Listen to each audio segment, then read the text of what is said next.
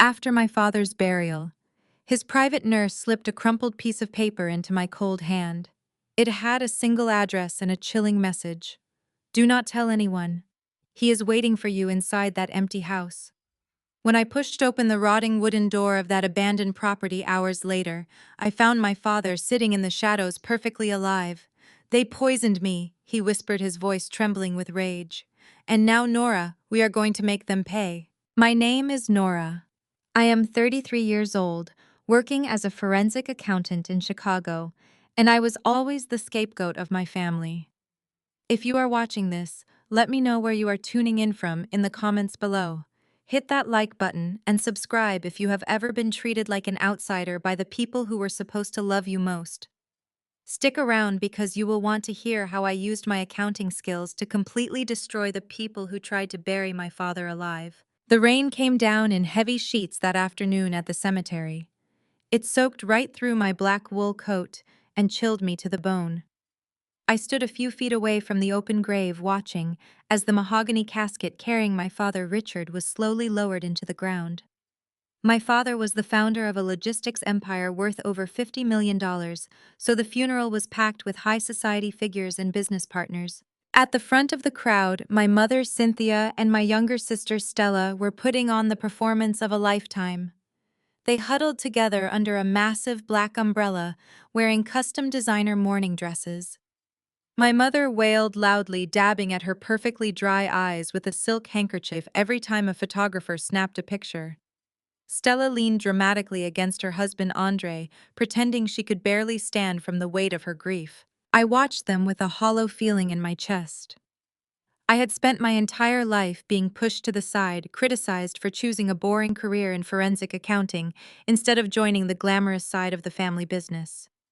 I was the practical daughter, the one who paid off her own student loans, while my parents funded Stella's lavish lifestyle and bankrolled Andre's questionable business ventures. Yet seeing my father lowered into the earth, I felt a profound, crushing sadness that their theatrical display completely lacked. My father and I had always shared a quiet understanding. Before his health mysteriously declined last year, he was the only one who defended my choice to study forensic accounting. He always told me that numbers never lie even when people do. That memory only made the pain of losing him sharper. As the priest finished his final prayer, and the crowd began to disperse toward the waiting line of luxury cars, I lingered behind to have one last quiet moment. That was when Andre separated himself from Stella and walked over to me. Andre was an African-American financial executive, a man whose tailored suits and smooth charisma masked a cold, calculating nature. He stopped beside me, checking his expensive watch before looking down at me with an expression of pure disdain. "I hope you brought your checkbook, Nora," he said, his voice dropping to a harsh whisper. I turned to look at him, confused and emotionally exhausted. "Excuse me, the funeral expenses," he stated flatly. The total came out to just over $40,000. Your mother and Stella are far too distressed to deal with financial matters right now, so you will be handling the bill. Consider it your long overdue contribution to this family." I stared at him in absolute disbelief. $40,000. I repeated, my voice shaking with a mix of grief and sudden anger. "Andre, you know I do not have that kind of money lying around. You and Stella live in a mansion paid for by my father's company. Why on earth would I pay for a lavish funeral I did not even plan?" Andre smirked, a cruel, satisfied look that made my blood boil. "Because you have contributed absolutely nothing to the family logistics empire, Nora. You chose to sit in a cubicle crunching numbers for strangers, while Stella and I helped your father build his legacy. Your mother insists that you pay this bill. If you do not, we will have our lawyers deduct it directly from whatever pathetic scraps your father might have left you in his will. Do not embarrass us by making this difficult." He turned on his heel and walked back to where my mother and sister were waiting. I stood frozen in the freezing rain, my hands clenched into tight fists. The audacity was suffocating. My father had built his company from the ground up, working brutal 80-hour weeks, while my mother spent his money as fast as he could make it. When I refused to become a corporate pawn, they labeled me the family failure.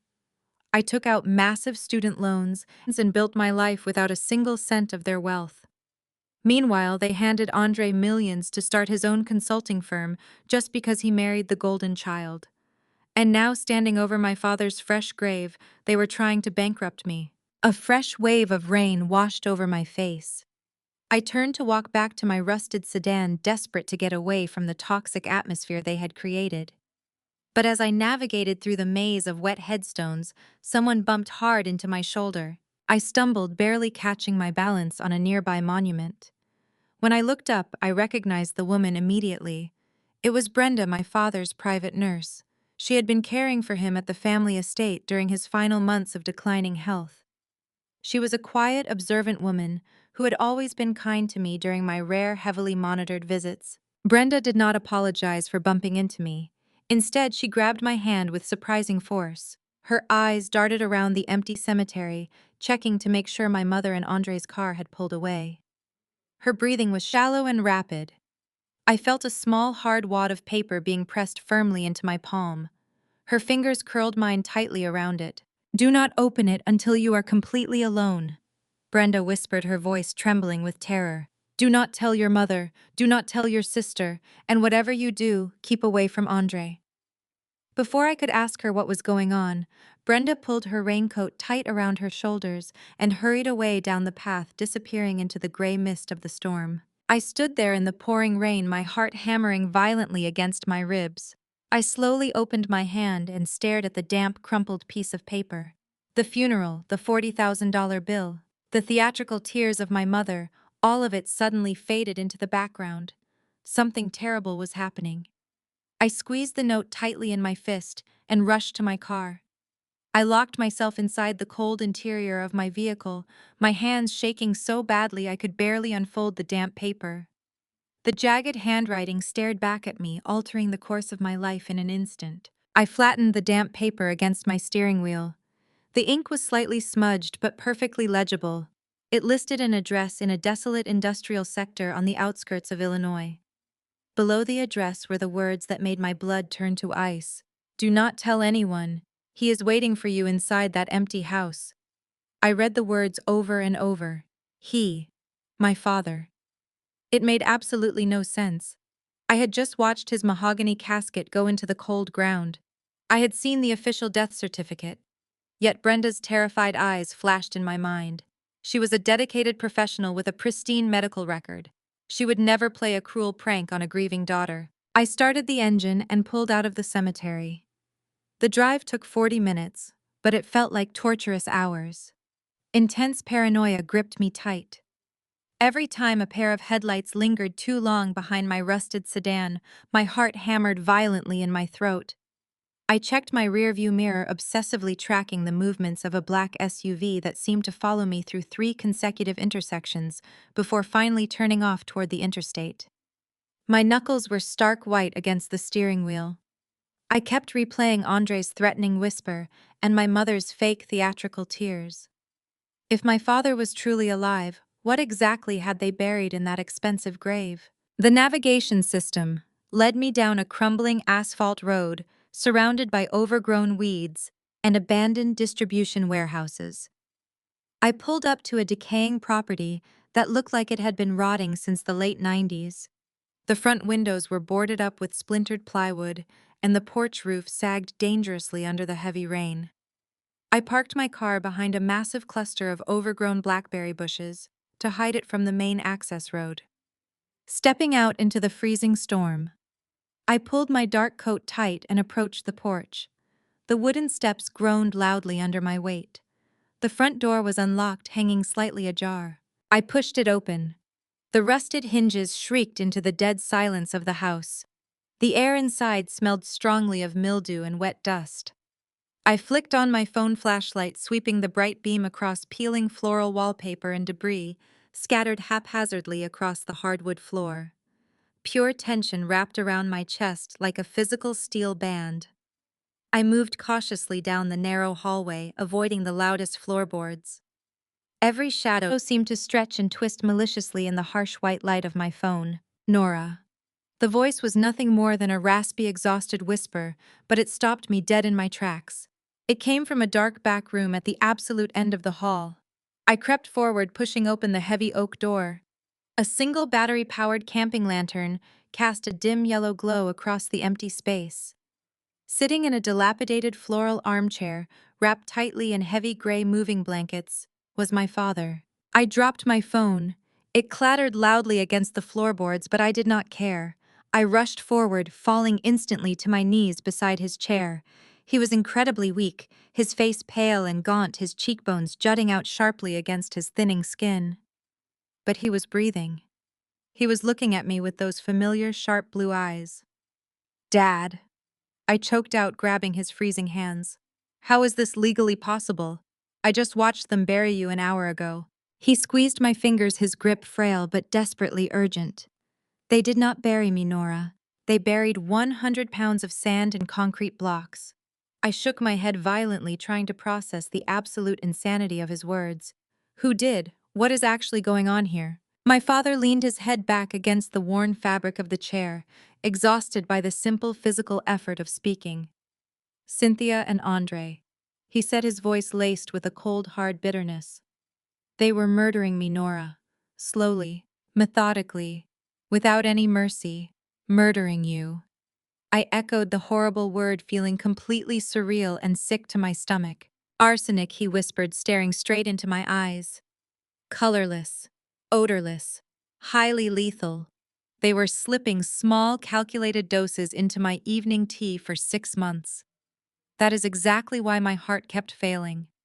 That is why the expensive specialists were so completely confused by my rapid physical decline. They were executing me right under my own roof." I felt a massive wave of nausea wash over me. My mother and my brother-in-law. I always knew they were incredibly greedy and superficial, but outright murder. "How did you survive this long?" I asked frantically. "Brenda," he replied, taking a slow, rattling breath. She noticed the strange, unexplainable symptoms, the severe numbness in my hands, the specific pattern of my digestive issues. She secretly took a sample of my blood to an independent private lab, avoiding the corrupt doctors on Cynthia's generous payroll. When the results came back strictly positive for heavy metal poisoning, Brenda confronted me immediately. She secretly started administering powerful antidotes during her private shifts, flushing the toxic poison from my system just enough to keep me alive, while faking my daily vital records to make it look like I was still dying. He paused, coughing weakly into a towel before continuing. "When they pushed for a massive final dose last week to finish the job, Brenda knew we had to act instantly. She bribed a mortuary worker she knew well from her previous hospice days. They faked my sudden cardiac arrest, swapped my body right before the mandated autopsy, and forged the official death certificate using their inside connections." "But why go through all this elaborate deception?" I asked, my voice trembling with raw anger. "Why not just go straight to the police and arrest them? Because we have zero absolute proof," he said grimly. "And the corrupt local police would simply hand me right back to my executioners tonight without delay." I stared at him, trying to wrap my mind around the sheer magnitude of this legal nightmare. "You are a billionaire logistics CEO," I protested softly. "You have corporate lawyers on speed dial." My father let out a harsh, humorless laugh. "My corporate lawyers are firmly on Cynthia's payroll now, Nora. She holds my full medical proxy and an ironclad power of attorney that Andre drafted under the guise of estate planning. If I miraculously walk into a police precinct tomorrow claiming my family poisoned me, what do you think will happen?" I knew exactly what would happen. Cynthia would immediately deploy her army of attorneys. She would bring out fake medical records proving you were suffering from severe dementia and paranoia. "Exactly," he confirmed, his blue eyes hardening. "They would demand a psychological hold. I would be instantly committed to a high-security psychiatric ward. Once I was locked behind those heavy doors, heavily medicated and completely isolated, Andre would ensure the final fatal dose of arsenic found its way into my food. I would be legally erased before the weekend was over." I sank back. "You have no access to your money," I realized. "Nothing," my father admitted.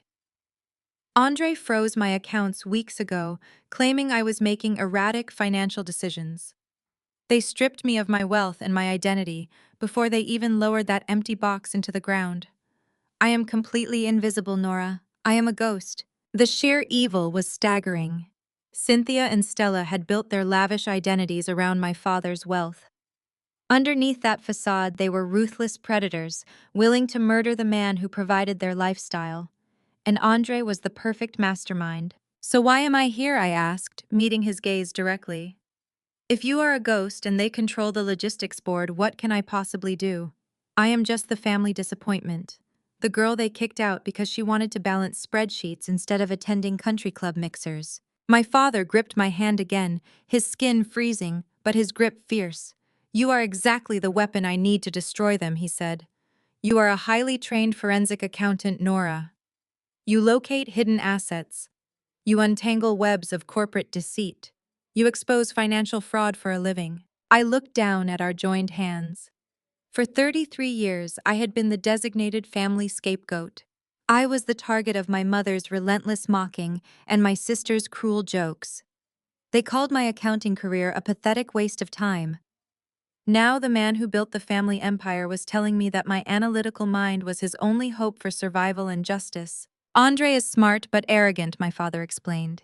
"He uses offshore accounts and complex transfers to hide his tracks, but leaves a digital footprint. You cannot buy untraceable arsenic legally. He purchased it using cryptocurrency. I need you to breach the company servers, Nora. Follow the money. Find the exact transactions linking Andre directly to the poison. Find the funds he is embezzling." I felt a dangerous, thrilling spark of adrenaline ignite deep in my chest.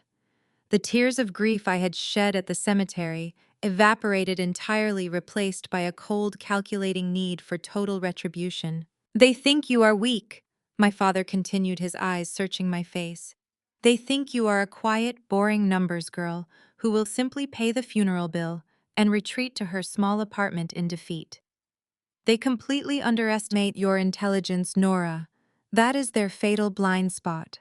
We are going to use their overwhelming arrogance against them." I stood up slowly, letting go of his hand.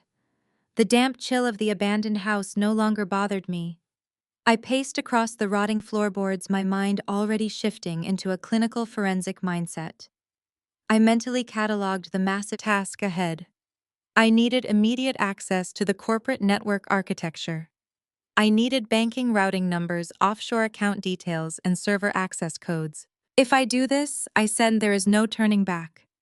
If Andre catches me breaching his secured networks, he will crush me. He will frame me for corporate espionage and lock me in federal prison before I can hire an attorney. "I know the immense risks," Nora, my father said, his voice heavy with grim honesty. "But if you do not find the money trail, they will finalize their hostile takeover of the logistics empire and completely vanish with $50 million. And I will remain a dead man hiding in a rotting house." I stared at the man who had given me life. For decades, I had desperately craved my family's basic approval. I had endured their toxic manipulation, hoping that one day they would see my true worth. In this freezing, dilapidated room, the devastating truth finally set me completely free. I owed Cynthia and Stella absolutely nothing. They were monsters hiding behind designer dresses. "I will find the money," I promised, my voice echoing with absolute icy conviction. "I will follow every single illicit wire transfer and track down every hidden offshore account Andre created. I will find the exact digital receipt for the poison that nearly killed you." My father nodded, a slow, fierce smile spreading across his gaunt face. "We are going to take back everything they stole from us," I promised him finally, "and we will make sure they pay for every ounce of pain caused to us. I will be the architect of their destruction and tear their perfect world entirely apart."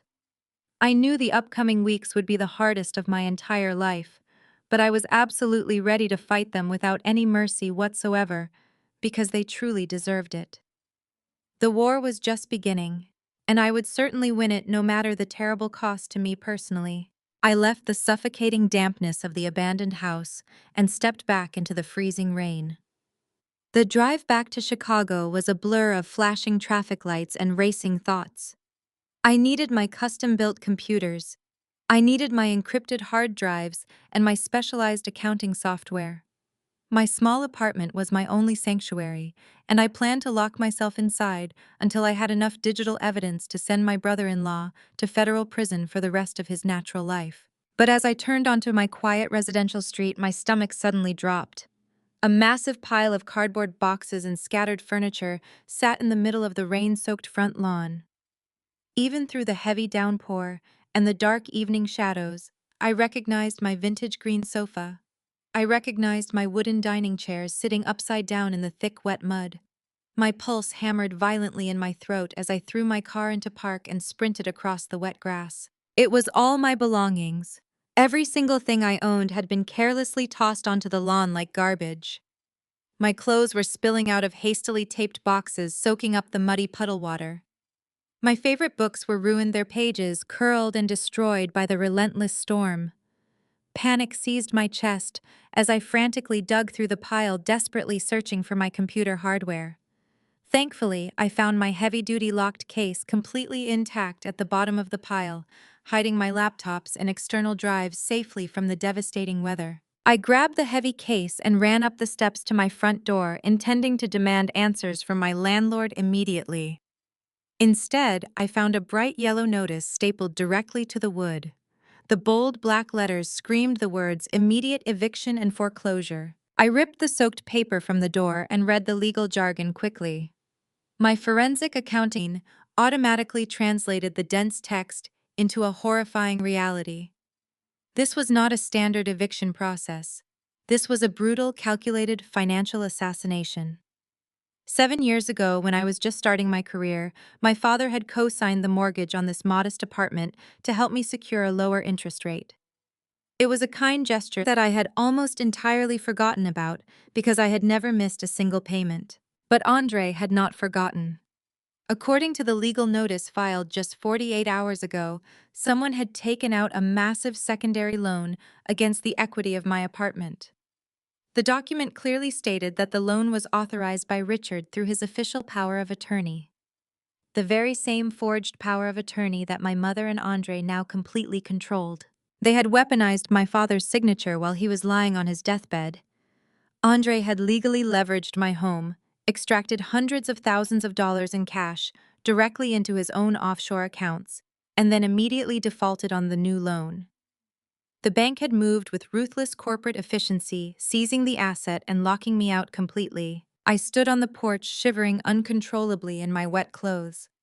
My family had not just planned a calculated murder. They had orchestrated my total financial ruin just for good measure.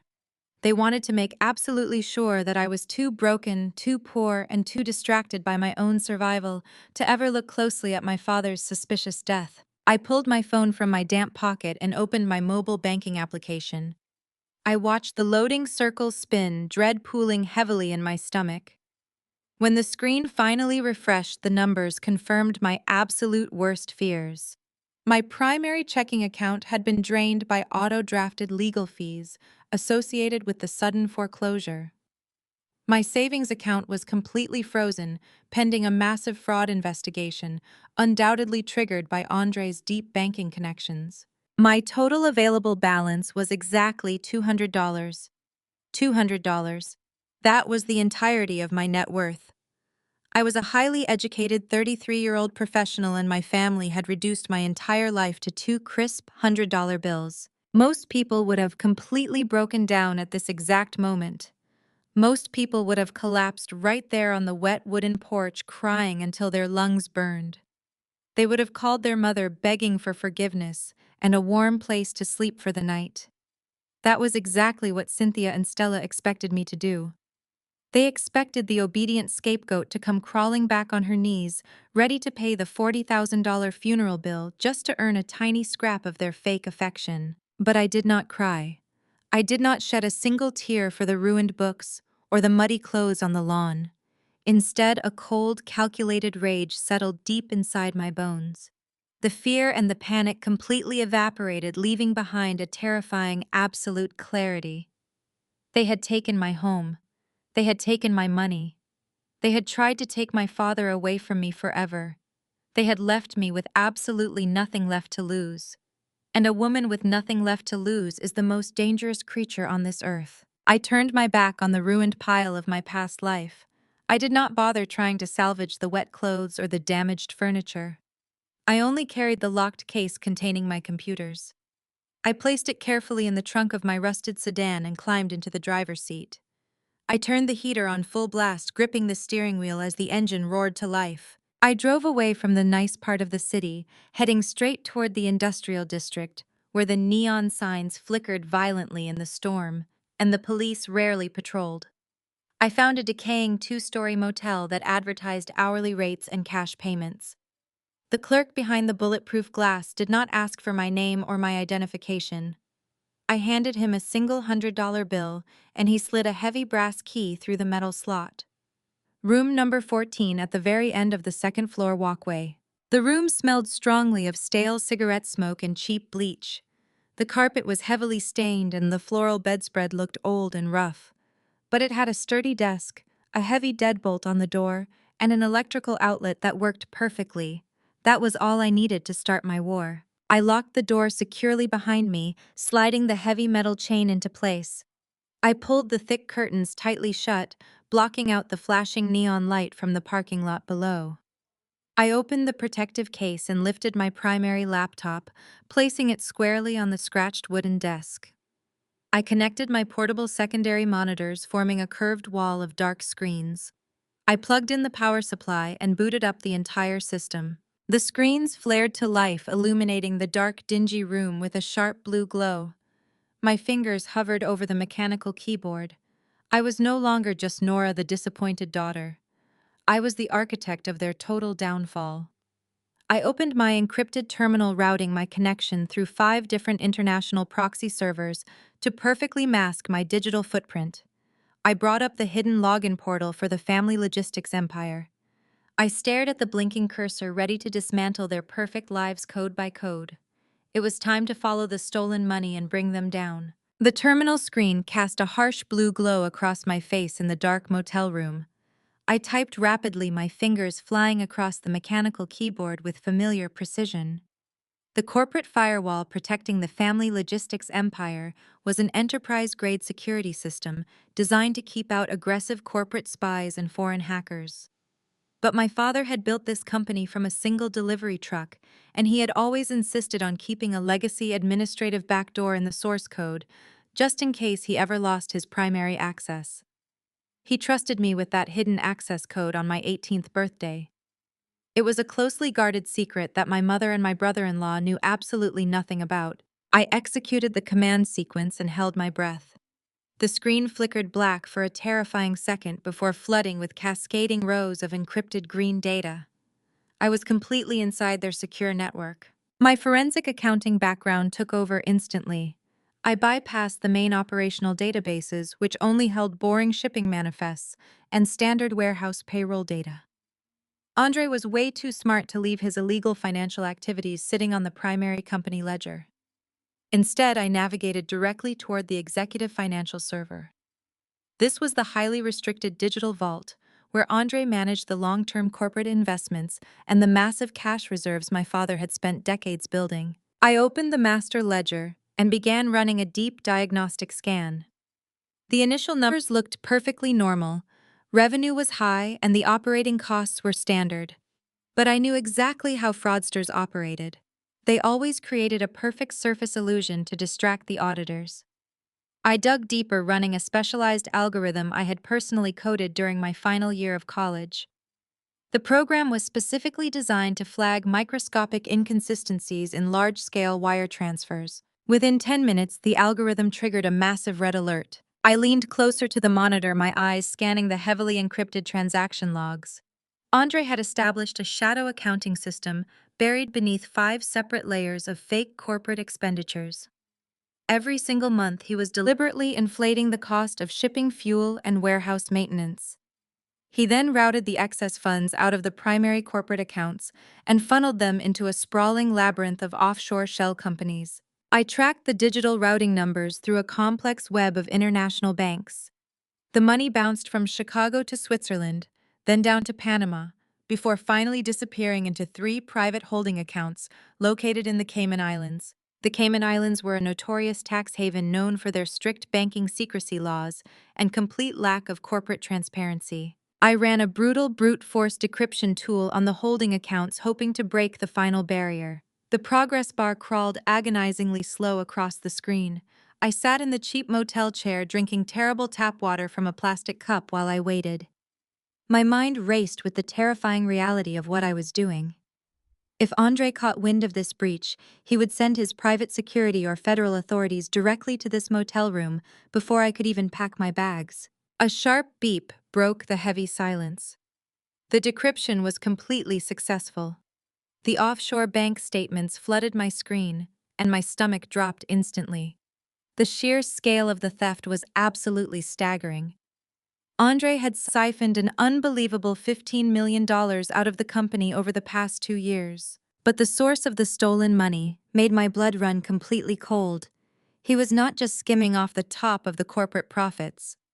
I traced the original routing codes back to their absolute origin.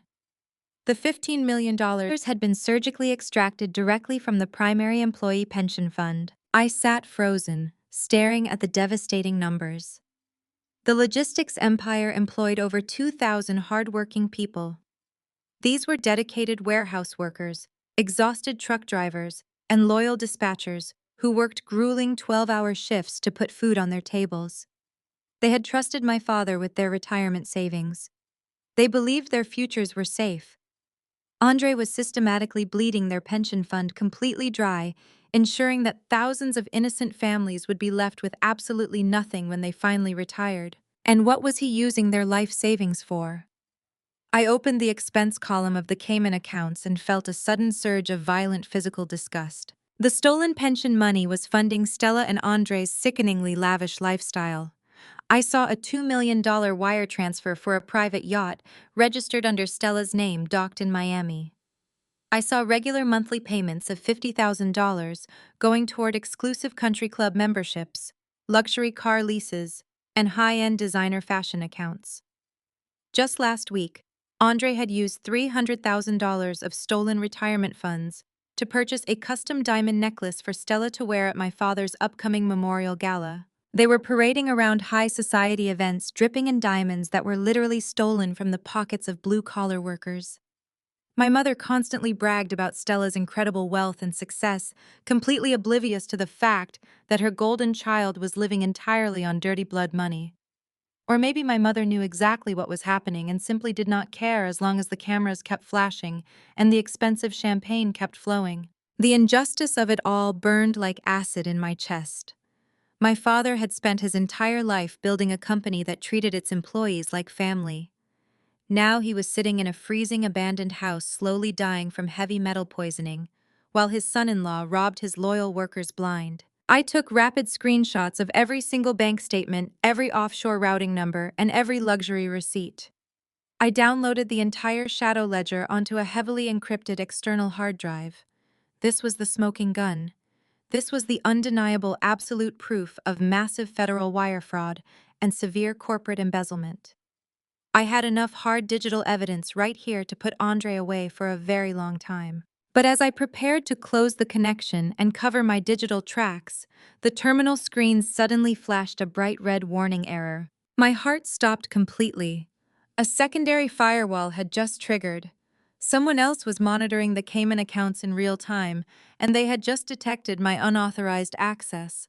I frantically hammered the keyboard trying to sever the connection before they could trace my exact location back to the motel network. The screen locked up completely freezing on a final terrifying notification. My location had been successfully pinged. Andre knew someone was inside his secret accounts. The ghost was officially out of the machine, and the terrifying hunt was absolutely on. I ripped the heavy power cord from the wall, plunging the small motel room into total darkness, but I knew it was far too late. The countdown had just started and I was rapidly running out of time. I sat in the pitch-black motel room, my chest heaving. The digital tripwire was triggered. Andre had installed a silent alarm on the Cayman Islands servers that actively hunted the intruder. The system had successfully bounced a signal back through my proxies, identifying my local network before I could terminate the connection. I scrambled to pack my equipment, shoving the laptops and the encrypted hard drive into my heavy case. If Andre dispatched a private security team, I would be dragged out of here in zip ties before dawn. I cracked the door open, peering into the neon-lit parking lot. The lot was completely empty. I sprinted through the freezing downpour, throwing my case into the trunk and peeling out onto the flooded street. I drove aimlessly for 30 minutes, taking random turns through the industrial district to ensure no one was following me. I had the digital proof of the stolen pension funds, but the file was heavily encrypted. I needed time and a secure location to process the data. But to do that, I needed a safe place to work and basic supplies. My fuel gauge was dangerously low, so I pulled into a 24-hour gas station. The fluorescent lights flickered as I walked down the narrow aisles. I grabbed a cheap prepaid burner phone, a gallon of water, and a few protein bars. I bypassed the physical cash I had left, needing to save it for absolute emergencies. I pulled out my primary credit card and swiped it through the ancient machine. The screen displayed a processing message for a few agonizing seconds before flashing a bright red error code. Declined. I frowned and swiped it a second time. The machine beeped harshly, displaying the exact same declined message. The cashier let out an annoyed sigh. "Card is dead, lady," he muttered. "Got another way to pay." I felt a sudden spike of anxiety. I quickly pulled out my backup debit card. This account was completely separate from the one tied to my foreclosed apartment. It was a small local bank account specifically for emergency savings. I inserted the chip, holding my breath. The machine immediately beeped loudly. Declined. Contact your financial institution. A cold wave of dread washed over me. This was statistically impossible. I apologized to the cashier, handed him $100 bill, and rushed out. I locked the car doors and tore open the new burner phone package. I activated the device using the gas station connection and logged into my secure mobile banking portal. When the dashboard finally appeared, I literally stopped breathing. Every single account was painted in bright red warning text.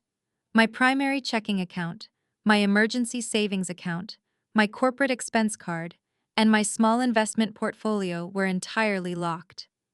A bold banner stretched across the top of the screen.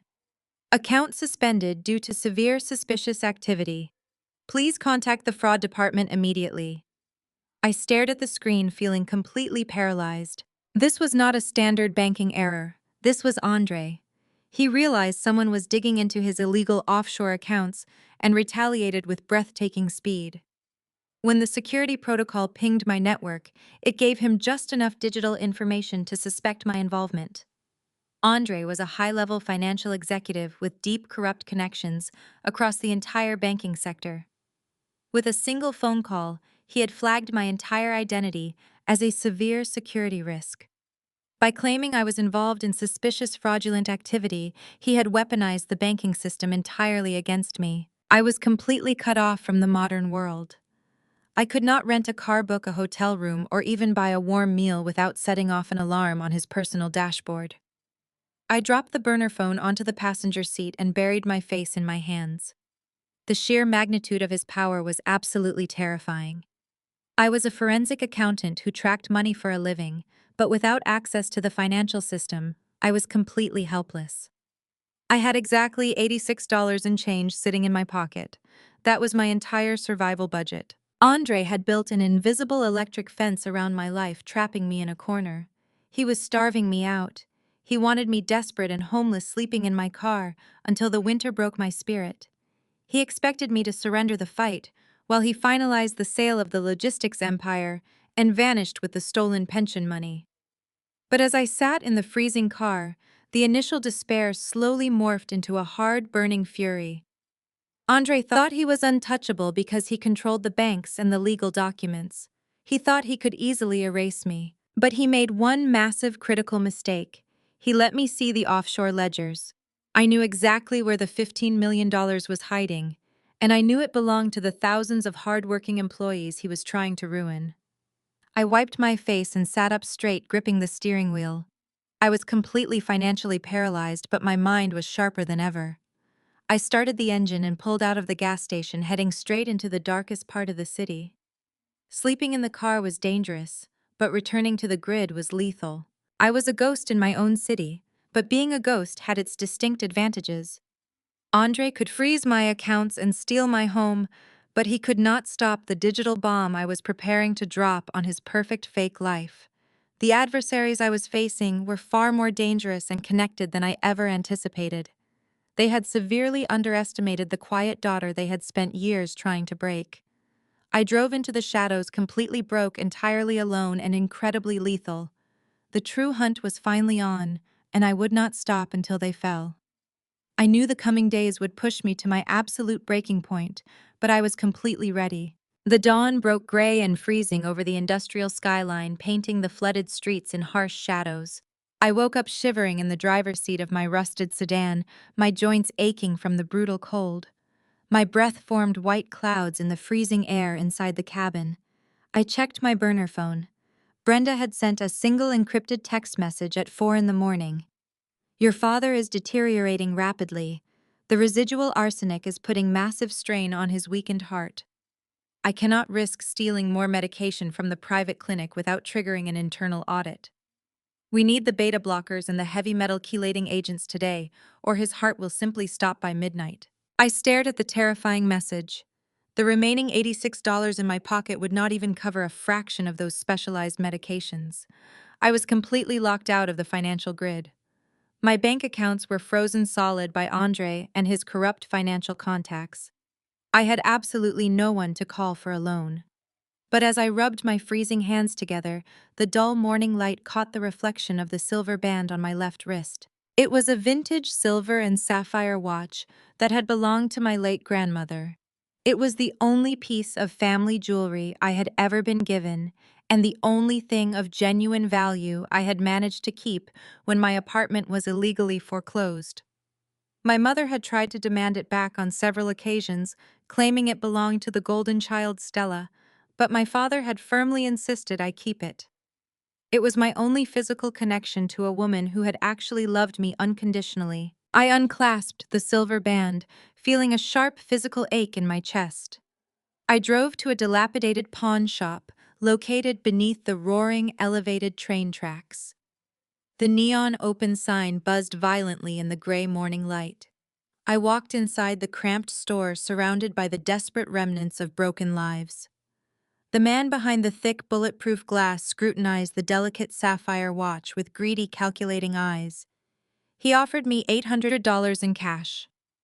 I knew it was worth at least $5,000 on the open market, but I had absolutely zero leverage. I took the stack of dirty bills and walked back out into the freezing rain, leaving my family legacy behind on a dusty glass shelf. Following the strict instructions Brenda had provided, I drove to a desolate concrete parking garage on the south side of the city. This was where the desperate came when the legal medical system shut them out. A disgraced former pharmacist operating out of the trunk of a black sedan took $700 from my stack. In exchange, he handed me a brown paper bag containing the exact heart medications and the specialized chelating agents my father desperately needed to survive the week. I did not ask any questions. I just grabbed the heavy bag and sped away, running 2 red lights in my absolute desperation to get back to the rotting house. When I finally pushed open the heavy wooden door of the abandoned property, the smell of damp rot and wet mold hit me harder than before. The freezing storm had completely saturated the decaying roof. Freezing water dripped steadily into rusted buckets scattered across the warped hardwood floors. I hurried down the dark, narrow hallway to the back room. The sight of my father made my breath catch painfully in my throat. He was slumped violently to the side in the floral armchair, shivering uncontrollably under the heavy, moving blankets. His skin had taken on a terrifying pale gray hue, and his breathing was incredibly shallow and raspy. The damp, freezing environment of the abandoned house was rapidly accelerating the physical toll the heavy metal poison had taken on his fragile system. I rushed forward, dropping to my knees and immediately cracked open the plastic medication bottles. I forced him to swallow the pills with a few sips of bottled water, holding his trembling hands until his breathing finally began to stabilize. He opened his sharp blue eyes, looking at me with a mixture of immense gratitude and deep sorrow. He knew exactly what this freezing house was doing to him. He knew his body was completely shutting down. I set up my encrypted laptop on a makeshift table using an old wooden crate. I powered the system using a heavy-duty portable battery pack I had kept in my emergency car kit. The screens flickered to life, casting a harsh blue glow over my father's pale face. We were officially running out of time. The clock was ticking louder and faster than ever before. If I did not compile the digital evidence and execute our counterattack within the next 48 hours, my father would die in this freezing room, not from the poison but from the sheer physical trauma of the exposure. And the threat was not just physical anymore. Andre was actively hunting the digital ghost who had breached his offshore accounts. Every time I connected my laptop to the network, using the burner phone as a mobile hotspot, I risked triggering another one of his silent security protocols. He had the money, the power, and the corrupt connections to track my signal. If he realized that the hacker exposing his massive $15 million embezzlement was the exact same scapegoat sister-in-law he had just forcefully evicted from her home, he would not hesitate to send his private security to eliminate me entirely. I began rapidly organizing the digital files, sorting the offshore routing numbers and the luxury receipts into an airtight federal dossier. I cross-referenced the stolen pension funds with the exact dates of Stella's massive yacht purchase, ensuring there was absolutely no room for legal deniability. My fingers flew across the keyboard, fueled by a potent mixture of raw adrenaline and absolute hatred for the people who had done this to us. My father coughed weakly from the armchair, watching the cascading data on the bright screens. "You are getting closer." "Nora," he whispered, his voice barely audible over the sound of the freezing rain hitting the boarded-up windows. "I am going to bury them." "Dad," I promised softly. My eyes locked completely on the digital ledger. "I am going to take everything they love and burn it to the ground." But I knew the reality of our desperate situation. I was entirely cut off from the world, financially paralyzed, and hiding in a decaying house with a dying man. Andre was sitting in a luxury high-rise, finalizing the massive corporate sale that would erase his crimes forever. The window for justice was closing rapidly. I had to finish the digital puzzle before my father's heart gave out completely, and before Andre's ruthless security team kicked down the rotting front door.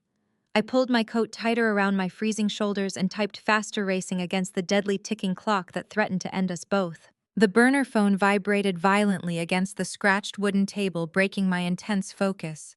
It was an urgent forwarded email from my old primary account. The subject line was formal and cold. "Mandatory attendance required. Reading of the last will and testament of Richard." The email was sent by the senior partner at the most prestigious corporate law firm in Chicago. The reading was scheduled for noon today. I looked over at my father, who had finally fallen into a restless, exhausted sleep in the floral armchair. I called Brenda from the burner phone, instructing her to come to the abandoned house immediately to monitor his fragile heart. I packed my encrypted laptop into the heavy case, locking it securely in the trunk of my car. I had to face my executioners in the daylight. I drove downtown, parking my rusted sedan 3 blocks away from the towering glass skyscraper. The contrast between the freezing, rotting house where my father was fighting for every single breath and this climate-controlled marble lobby was absolutely nauseating. I rode the high-speed elevator to the 50th floor, stepping out into a sprawling reception area, decorated with expensive modern art and plush leather seating. A pristine receptionist directed me to the primary executive conference room. I pushed open the heavy mahogany doors and walked into the lion den. The room smelled of expensive espresso and arrogant entitlement. My mother, Cynthia, sat at the head of the massive polished table, wearing a custom black silk morning dress that probably cost more than my entire college tuition. Beside her sat my sister Stella, the perfect golden child. My stomach violently churned when I looked at Stella's neck. Resting against her collarbone was the exact custom diamond necklace I had seen on the stolen Cayman Island receipts yesterday. She was casually wearing $300,000 of stolen employee pension funds to her own father's will reading. Andre stood near the floor-to-ceiling windows, looking out over the Chicago skyline, with his hands in the pockets of his bespoke tailored suit. He looked completely relaxed like a king surveying his newly conquered kingdom. Nobody offered me a seat. I pulled out a heavy leather chair at the absolute far end of the table, sitting down in complete silence. The senior corporate attorney entered the room carrying a thick leather binder. He was a sharp, imposing man who had been firmly on my mother's payroll for years. He sat down, adjusted his expensive glasses, and opened the binder without offering any condolences. "We are here to officially execute the final testament of Richard," he stated flatly. The document was amended and notarized just 2 weeks prior to his unfortunate passing. I kept my face completely blank, perfectly hiding the burning fury in my chest. 2 weeks ago, my father was heavily sedated and fighting for his life, while Brenda secretly flushed the arsenic from his veins. He had not signed a single legal document in over 6 months.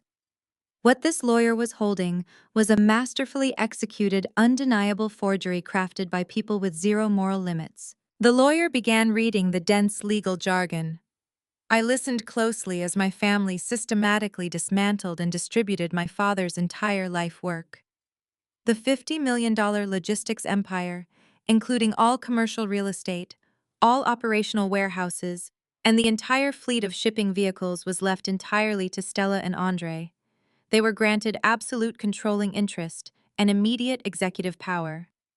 Cynthia was given the sprawling family estate, the vacation homes, and the massive liquid cash reserves. It was a complete and total hostile takeover disguised as a legal inheritance. Andre turned away from the window and smirked directly at me. It was a cold, calculating look of pure, unadulterated triumph. He had successfully stolen the company, and he wanted to make sure I knew exactly how badly I had lost. And finally, the lawyer continued, turning to the last page of the forged document, regarding his eldest daughter, Nora. The deceased specifically requested that she receive a single financial allocation of exactly $1. The lawyer paused, letting the brutal insult hang heavily in the silent room. One single dollar. It was the ultimate legal slap in the face. It was their way of ensuring I could never contest the will by claiming I was accidentally forgotten. I was deliberately acknowledged and explicitly deemed entirely worthless by the forged signature of my own father. Stella let out a soft, theatrical sigh of fake pity. "It is so tragic, Nora," she murmured, adjusting the stolen diamonds on her neck. "Dad was just so deeply disappointed in your life choices at the end. He felt you completely abandoned this family for your pathetic accounting job." "But we are not finished," the lawyer interrupted, sliding a crisp white envelope across the long, polished table toward me. Cynthia leaned forward, her eyes gleaming with absolute malicious joy. The lawyer folded his hands over the binder. During Richard's final years of declining health, his medical expenses and round-the-clock private care were astronomical. According to the executor of the estate, Cynthia, the financial burden fell entirely on the family, while you were completely absent. Therefore, Cynthia has officially filed a binding legal claim against you for outstanding care debt. The total invoice comes to exactly $100,000 payable immediately to the estate. I stared at the white envelope sitting in front of me. The sheer audacity of their cruelty was breathtaking. They had actively attempted to murder my father with arsenic.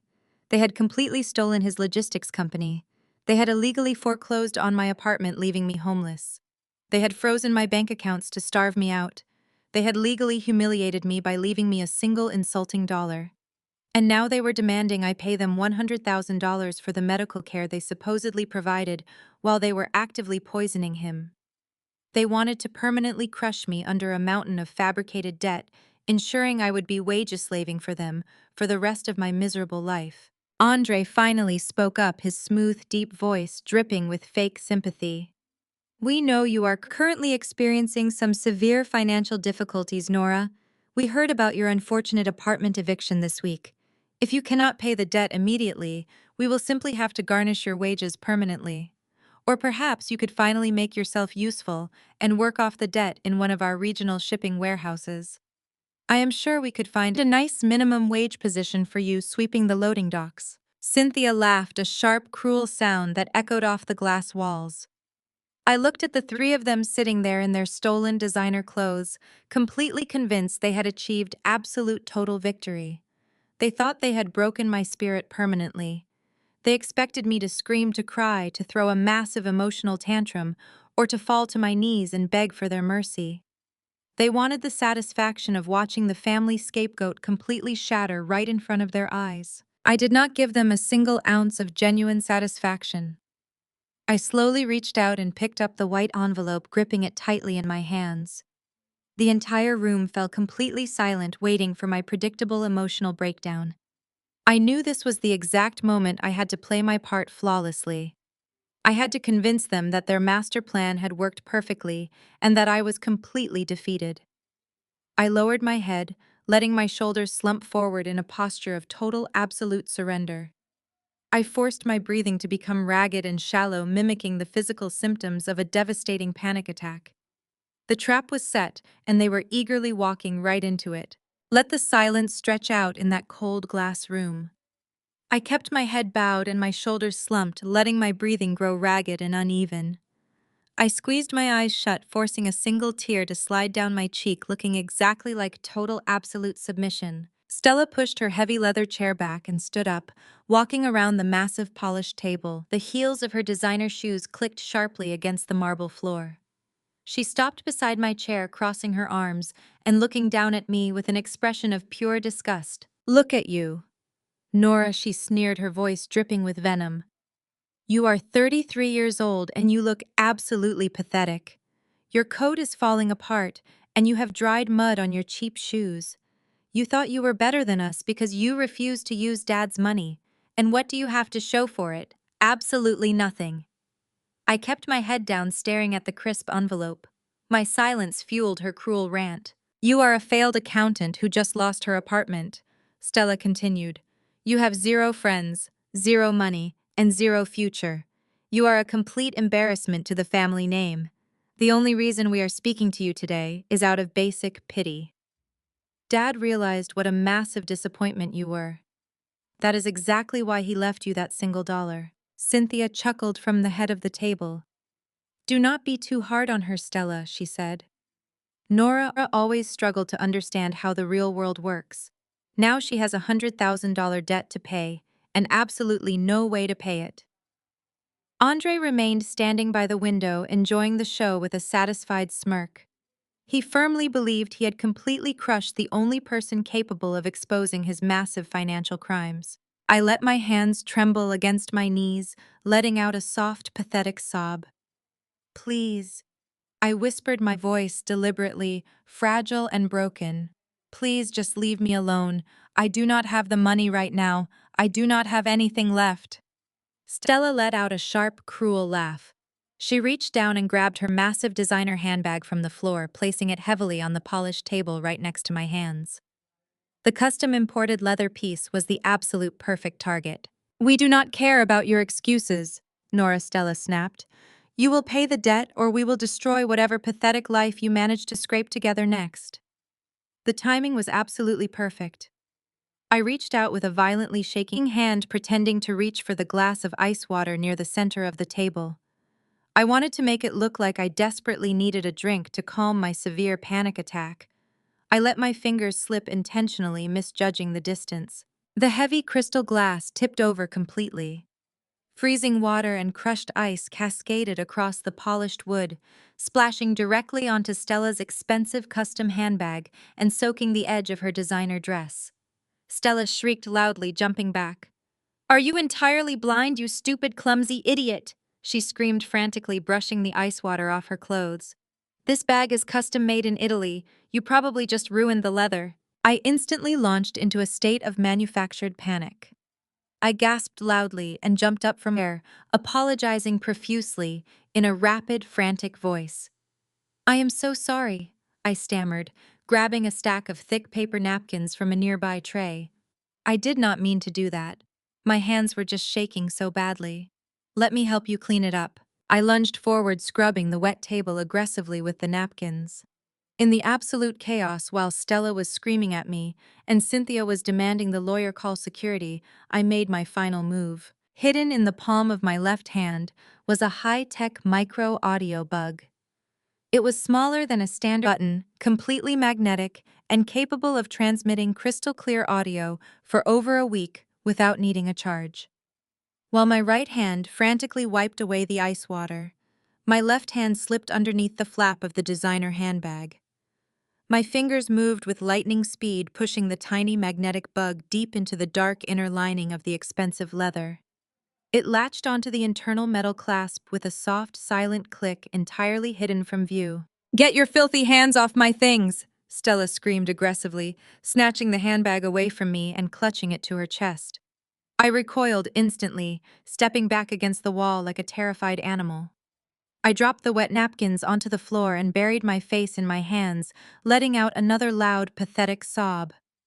I grabbed the white envelope containing the fabricated debt and turned toward the heavy mahogany doors. "I am sorry," I cried out, my voice echoing with fake desperation. "I am so sorry for everything. Just give me some time to figure out the money, please." I pushed through the heavy doors and practically ran down the long carpeted hallway, heading straight for the elevators. Behind me, I heard the distinct sound of laughter. Stella and Cynthia were laughing loudly at my complete humiliation. Andre was smiling confidently at the window. They were entirely convinced that they had just witnessed the total destruction of Nora, the family scapegoat. They believed I was running away to hide in my car and cry myself to sleep, entirely defeated and permanently broken by their overwhelming power. I stepped into the glass elevator, and the heavy doors slid shut, blocking out their cruel laughter. The instant I was alone, my posture shifted. My shoulders snapped back and I stood completely straight. I wiped the single fake tear from my cheek and let out a long, slow breath. My hands were no longer shaking. My breathing was perfectly steady. The terrified, broken daughter vanished, completely replaced by the cold, calculating forensic accountant. The trap had been flawlessly executed. Stella was now carrying a highly sensitive federal-grade listening device directly into the heart of their criminal operation. I had complete audio access to every single conversation, every panicked phone call, and every arrogant confession they would make over the next critical days. They thought they had achieved total victory today, but they had actually just handed me the very weapon I would use to destroy their entire lives. I walked out of the towering building and into the freezing rain, ready to listen. I drove straight back to the rundown motel on the edge of the industrial district. The freezing rain had finally stopped, but the sky remained a bruised, heavy purple. I locked the flimsy door behind me and threw the heavy deadbolt securing the metal chain in place. The small room was suffocatingly cold, but I barely noticed. My entire focus was completely locked on the heavy black case sitting on the desk. I pulled out my secondary laptop and the specialized digital audio receiver, connecting the heavily encrypted devices with a thick black cable. I booted up the system and slipped a pair of heavy noise-canceling headphones over my ears. I opened the audio interface and typed in the secure frequency I had assigned to the microbug. A progress bar flash channel clicked open. The sound quality was absolutely pristine. I could hear the rhythmic hum of the luxury car engine and the soft squeak of the expensive leather seats. Stella and Cynthia were in the back of the town car, heading from the law firm back to the sprawling family estate. They were laughing. The cruel, sharp sound of their amusement echoed directly into my ears. "Did you see her face?" Cynthia chuckled, her voice dripping with pure satisfaction. "I honestly thought she was going to drop dead right there on the polished floor. $100,000. She will be paying that off for the rest of her pathetic life. She deserved every single second of it," Stella replied aggressively, stomping in there looking like absolute trash and ruining my bag with her clumsy panic attack. "I am just glad we never have to deal with her miserable presence ever again." I sat completely still in the dark motel room, staring blankly at the glowing monitor. I listened to them celebrate my supposed destruction, while Andre sat in the front seat, occasionally chiming in with arrogant remarks about his new controlling power over the logistics empire. They pulled up to the massive iron gates of the family estate. I heard the car doors open and the crunch of gravel as they walked into the sprawling mansion. For the next 2 hours, the audio feed was agonizingly mundane. I heard the clinking of expensive crystal glasses as they poured celebratory champagne. I tracked their footsteps as they moved from the grand foyer into the private mahogany study. But then the heavy study doors closed with a loud, definitive thud, and the entire atmosphere on the audio feed shifted instantly. The celebratory tone vanished completely, replaced by a tense, suffocating silence. "Lock the door!" Cynthia commanded, her voice dropping all traces of her previous amusement. Her tone was sharp and completely authoritative. I leaned closer to the monitor, pressing the headphones tightly against my ears. "We need to discuss the final timeline for the corporate acquisition," Cynthia stated coldly. "The rival CEO is getting incredibly impatient, Andre.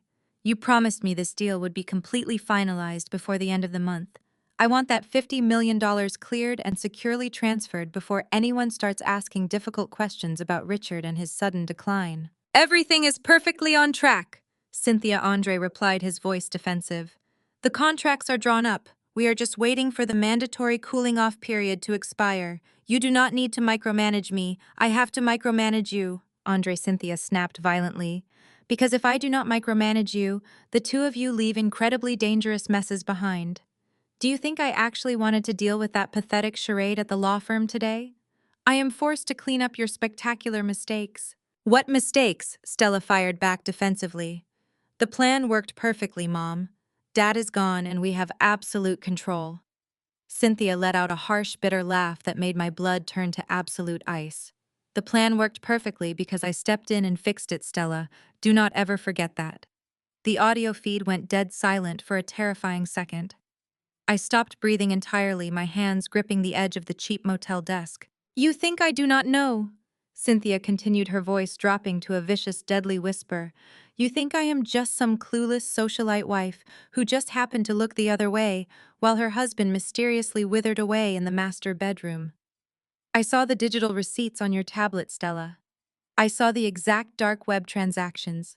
I know exactly what you and Andre bought." My heart slammed against my ribs. I turned the volume up until it actually hurt my ears. "Mom, please," Stella stammered, her voice suddenly trembling with raw, genuine panic. "We had to do it. He was going to cut Andre out of the company. I was looking at the pension accounts. He was going to ruin everything." "I am not angry that you stopped him," Cynthia hissed furiously. "I am angry that you were so incredibly stupid about the execution." Arsenic. Buying highly lethal heavy metals using easily traceable cryptocurrency from our own home network. If I had not found that search history and immediately confiscated your devices, the federal authorities would have raided this estate months ago. I sat completely paralyzed, staring blindly at the dark wall of the motel room. The horrifying truth hit me with the force of a physical blow. Cynthia did not mastermind the murder. She did not buy the poison. Stella and Andre were the original architects of the assassination. They bought the arsenic on the dark web to stop my father from exposing Andre and his massive financial embezzlement. But the betrayal went so much deeper, and it was infinitely more evil than I ever imagined. I realized exactly what you two idiots had done when Richard started complaining about the severe numbness in his hands. Cynthia continued, her voice devoid of any human empathy. "I knew he was being poisoned, and instead of turning you over to the police, I chose to protect you.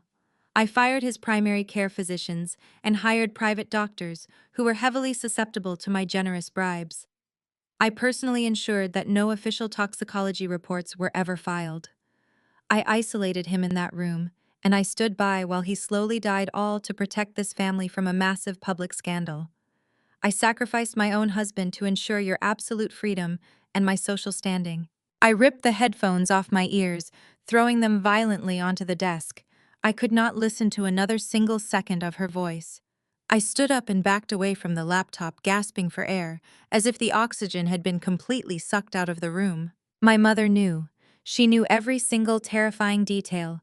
She stood at the foot of my father's bed, watching him gasp in agony, knowing exactly what her golden child and her son-in-law were feeding him.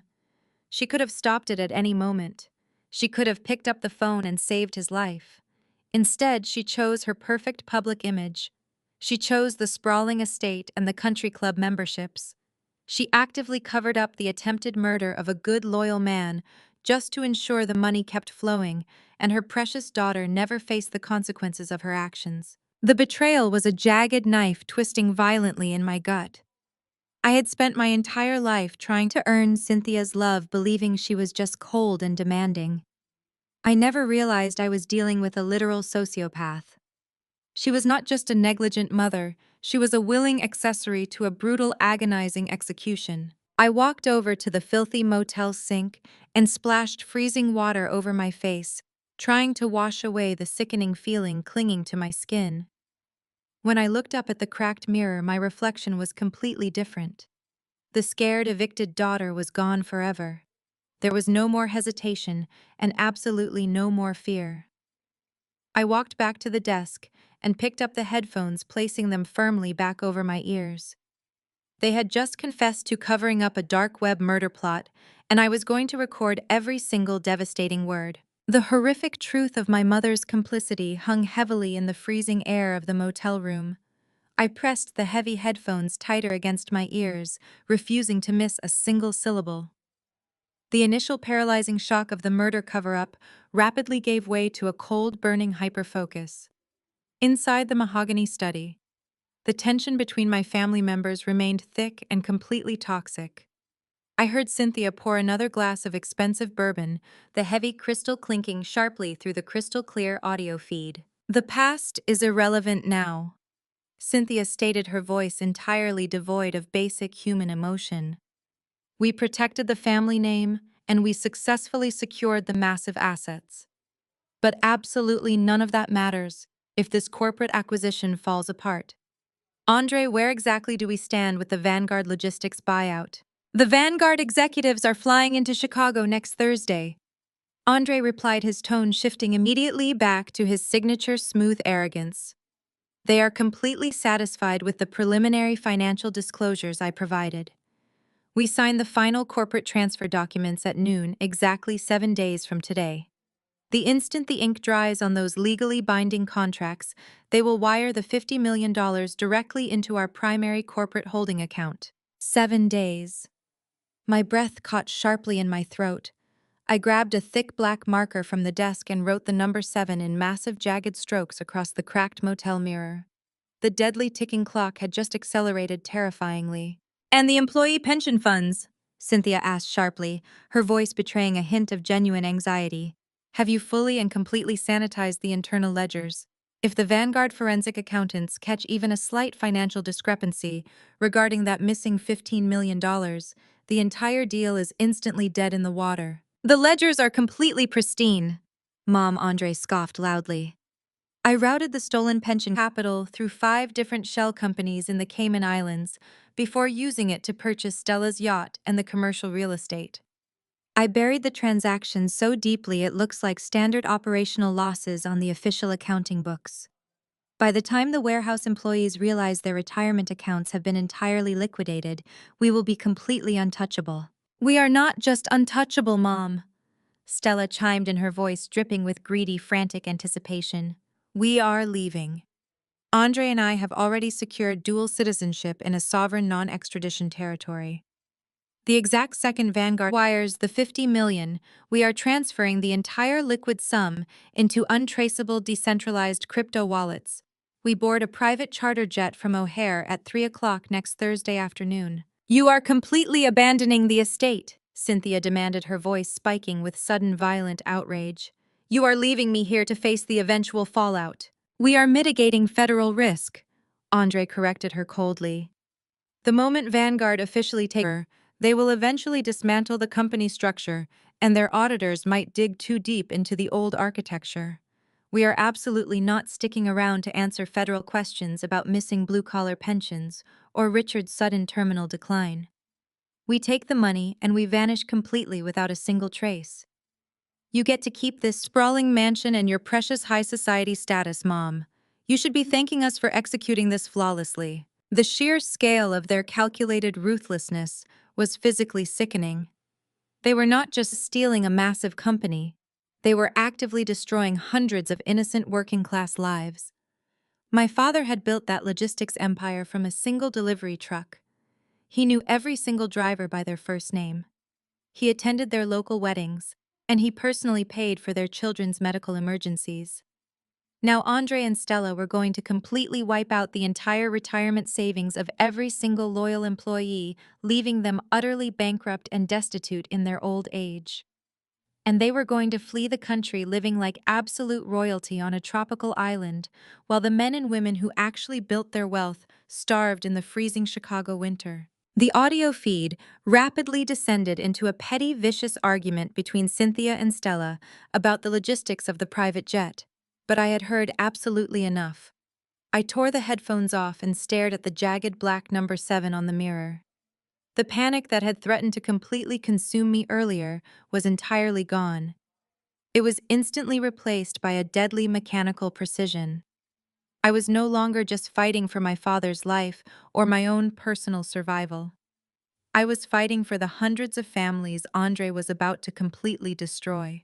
I opened my encrypted laptop and rapidly pulled up the corporate architecture of Vanguard Logistics. They were a massive, ruthless multinational conglomerate known for their highly aggressive takeovers and strict zero-tolerance policies for corporate fraud. If I could get the undeniable digital proof of Andre's massive embezzlement directly into the hands of the Vanguard Executive Board before next Thursday, I could completely detonate the entire acquisition from the inside. But the stolen Cayman Island receipts and the raw audio recording of their murder plot were not enough on their own. I needed the final definitive piece of the puzzle. I needed the indisputable transactional link between the corporate pension accounts and Andre's private offshore shells. I needed the master key to his digital vault.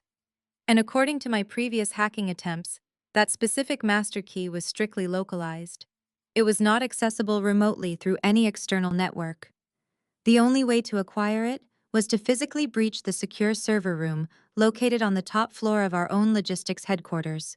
The very same massive glass building where Andre currently sat acting as the supreme executive dictator. The building surrounded by 24-hour armed private security and heavy surveillance cameras. I packed the audio receiver back into the heavy black case, clicking the latches shut. I grabbed my car keys and walked out into the freezing night air. The rain had turned into a harsh, biting sleet that stung my cheeks.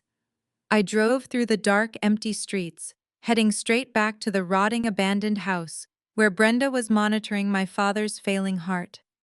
I had exactly 1 week to tear down a $50 million empire.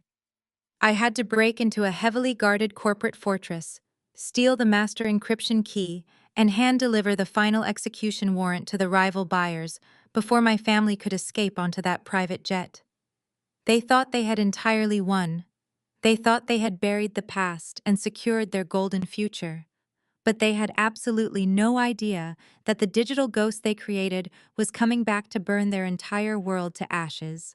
I pushed open the rotting door of the abandoned house, the freezing wind howling violently behind me. Brenda was sitting on a plastic milk crate near the floral armchair, her eyes dark with severe exhaustion. She looked up and gave me a single grim nod indicating that my father was still breathing. I walked over and looked at his pale gray face. He was completely unconscious, his chest rising and falling in shallow, jagged movements. I pulled the heavy moving blankets tighter around his frail shoulders. I did not have time to sit and hold his hand. I had a digital war to wage. I set the heavy black case on the makeshift wooden table and ripped open my encrypted laptop.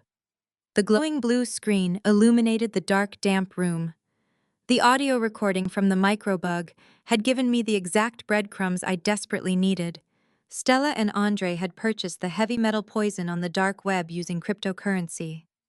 They thought the decentralized nature of Bitcoin made them entirely invisible. They were incredibly arrogant, and they were fundamentally wrong. As a forensic accountant, I spent my entire career hunting down wealthy executives who believed they were smarter than the digital ledger. The blockchain is entirely public. Every single transaction is permanently recorded and visible to anyone who knows exactly where to look. The only real challenge is connecting the anonymous digital wallet address to a physical human identity. I launched a highly specialized tracing software I had built during my corporate days. I started by scanning the major dark web marketplaces that specialized in highly restricted chemical agents. I narrowed the search parameters to the exact time frame when my father first started showing physical symptoms of the heavy metal poisoning 6 months ago.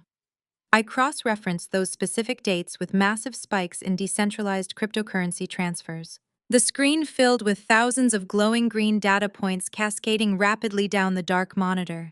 My fingers flew across the keyboard, injecting custom scripts to quickly filter out the digital noise. Andre had actually tried to hide his tracks. He had routed the initial Bitcoin purchase through 3 different digital tumblers, attempting to mix his dirty funds with thousands of other random global transactions. It was a standard evasion tactic taught in basic cybercrime forums. But Andre was a spoiled logistics executive, not a master hacker. He lacked the fundamental patience required for true digital anonymity. I isolated the transaction hashes and began painstakingly untangling the digital knots. I followed the specific fractional amounts of Bitcoin, watching them bounce from server to server across the globe. After 3 grueling hours of relentless forensic tracing, the digital tumbling algorithm finally collapsed. I found the exit node. A specific digital wallet had executed a final unified transfer of exactly 4.2 Bitcoin to a known dark web chemical vendor. The transaction date matched my father's first violent hospitalization perfectly. Now I needed the absolute smoking gun. I had to mathematically prove that Andre owned that specific digital wallet. I dug deeper into the extensive blockchain history of that exact wallet address. I scanned its entire transaction ledger, looking for a single fatal mistake. Most amateur criminals eventually get incredibly lazy. They reuse the same wallet for legitimate purchases, because setting up new anonymous nodes takes too much time. I scrolled through 2 years of digital history until I finally found it. A year ago, that exact same digital wallet had been used to pay a massive property tax bill on a luxury vacation home in Aspen. I immediately hacked into the Colorado Public Property Records database. The luxury vacation home was legally registered to a shell company called Apex Holdings. I cross-referenced Apex Holdings with the stolen $15 million pension ledger I had decrypted yesterday. The digital pieces snapped together with a violently satisfying click. Apex Holdings was the exact same Cayman Islands shell company Andre was currently using to launder the stolen employee retirement funds. I had him. I had the indisputable mathematical proof. But I did not stop there. I needed to nail him to the wall with absolutely zero room for legal technicalities. I ran a localized network packet trace on the original Bitcoin transaction, targeting the exact timestamp of the dark web purchase. The geographic IP locator flashed brightly on my monitor.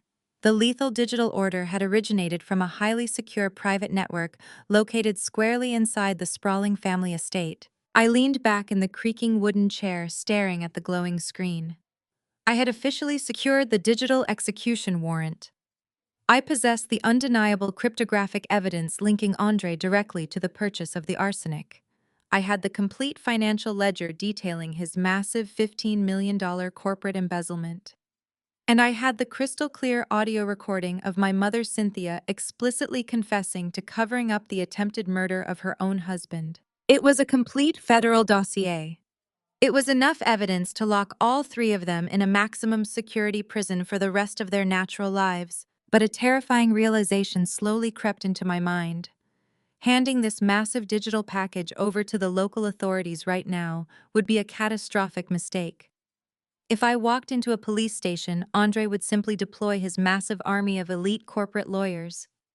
They would instantly file dozens of emergency injunctions aggressively questioning the legality of my hacking methods and my unauthorized wiretap. They would successfully drag the entire investigation out for months in federal court. And in exactly 7 days, Vanguard Logistics was going to hand Andre $50 million in untraceable cash. The very second that money cleared, Andre and Stella would board their private charter jet and vanish into a non-extradition country, long before a judge ever signed an official arrest warrant. The legal system was far too slow to stop them. I could not rely on the police. I had to bypass the entire legal system entirely. I needed a massive, undeniable public stage. I needed to drop this digital bomb in a venue so incredibly public and so financially devastating that Andre could not possibly bribe or litigate his way out of the immediate fallout. The Vanguard corporate acquisition signing ceremony. Next Thursday at high noon, the most powerful executives from Vanguard Logistics would be sitting at a massive polished table directly across from Andre. The corporate press would be there. The major financial shareholders would be watching. It was the absolute pinnacle of his arrogant triumph. That was my target. I was going to crash the $50 million signing ceremony and broadcast their absolute destruction live to the entire corporate world. But to completely hijack the presentation and broadcast my evidence, I still needed the master server encryption key. The final piece of the puzzle remained heavily guarded inside the massive glass skyscraper downtown. I looked over at my father, his breathing ragged in the freezing air. I closed the laptop and grabbed my heavy coat. It was time to break into a fortress. Before I could physically breach the massive glass fortress of Vanguard Logistics, I needed my specialized hardware bypass tools. I had specifically stashed my heavy-duty signal jammers and my physical lock-picking sets in the air conditioning vent of my cheap motel room. I drove aggressively through the dark, freezing sleet, navigating the slick roads with a singular, violent focus. I pulled into the flickering neon lot of the motel and rushed inside, locking the flimsy door behind me. I dragged the heavy desk chair over to the wall and ripped the metal vent cover off, pulling down the heavy canvas bag of infiltration gear. While I rapidly packed the hardware into a tactical backpack, my secondary laptop screen flared brightly. The microbug hidden inside Stella's designer handbag was picking up sudden chaotic movement. I plugged my earpiece in immediately. The crystal-clear audio feed placed them back inside the mahogany study of the family estate, but the previous arrogant atmosphere had completely evaporated. Andre was pacing the floor, his heavy footsteps echoing sharply across the hardwood. "She is way too quiet!" Cynthia. Andre snapped, his voice tight with raw, escalating paranoia. "I have not received a single frantic phone call. She has not begged for a payment plan on the $100,000 debt. She completely vanished after the will reading. She is probably just hiding in her car crying," Stella scoffed dismissively. "You broke her, Andre. Just let her rot." "No," Andre fired back aggressively. "You do not understand how her mind works. She is a forensic accountant. She is trained to look for discrepancies. When cornered, she does not just give up and die. She digs. If she somehow manages to access the old corporate network before the Vanguard deal closes next Thursday, she could cause a massive bureaucratic nightmare. I am not risking a $50 million payday on the assumption that she is just crying. We need to eliminate her entirely, right now." I froze, completely dropping a heavy signal jammer onto the cheap carpet. I listened closely as Andre outlined his brutal contingency plan. "I am calling Detective Reynolds right now," Andre stated coldly. "He is firmly on my private payroll. I am going to report that Nora stole your custom diamond necklace during her little manufactured panic attack at the law firm today, Cynthia. Stella, you will back up the story perfectly. You physically saw her slip the diamonds into her coat pocket when she spilled the ice water." Cynthia let out an approving hum. "That is actually quite brilliant, Andre. Grand larceny is a massive felony charge. But I am not stopping there," Andre continued, his voice dripping with pure malicious intent. "I am also having my IT department fabricate a massive digital trail showing that Nora illegally downloaded thousands of highly classified corporate trade secrets onto her personal hard drive yesterday. We are going to officially frame her for massive corporate espionage and grand theft. Detective Reynolds will issue an immediate emergency arrest warrant. She has a documented history of financial instability, and we just evicted her. The police will easily view her as a desperate, disgruntled family member seeking immediate revenge.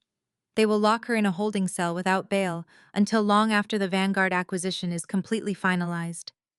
By the time she even gets a chance to speak to a public defender, we will be drinking champagne in a non-extradition country." The sheer ruthless speed of his plan took my breath away. He was actively deploying his corrupt police contacts to completely neutralize me. I was no longer just a financial inconvenience to them. I was a loose end that needed to be permanently severed. I heard the distinct sound of a phone dialing on the audio feed. Andre was making the call right that exact second. I ripped the earpiece out and launched into a state of absolute hyperdrive. The infiltration mission to the corporate headquarters had to be completely aborted for tonight. If I stepped foot anywhere near downtown Chicago, the police would instantly swarm me. I had to abandon the motel immediately. I aggressively shoved the physical bypass tools, the encrypted laptop, and the audio receiver into my heavy tactical backpack. I zipped it shut, leaving absolutely nothing behind but a few cheap items of clothing. I wiped down the desk and the doorknob with a towel, erasing any immediate physical trace of my presence. My heart hammered violently against my ribs. I knew Detective Reynolds would not waste a single second.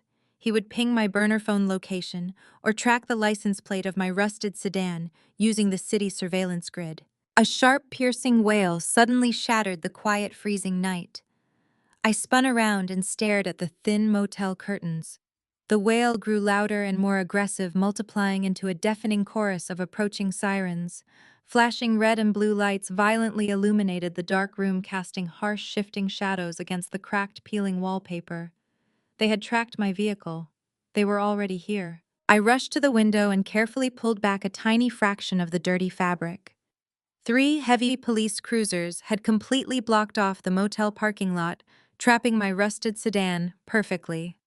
Heavy tactical spotlights clicked on, blindingly bright, sweeping across the exterior doors of the cheap rooms. 4 heavily armed detectives wearing thick tactical vests stepped out of their vehicles, drawing their weapons instantly. Motel manager, the lead detective, yelled, his voice booming aggressively over a heavy megaphone. Which room belongs to the woman driving the gray sedan? I heard the terrified manager shout a room number from the front office.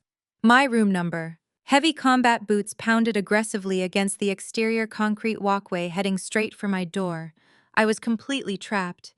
If they arrested me right now, the digital evidence of the dark web murder plot would be immediately confiscated and permanently destroyed by Andre's corrupt payroll cops.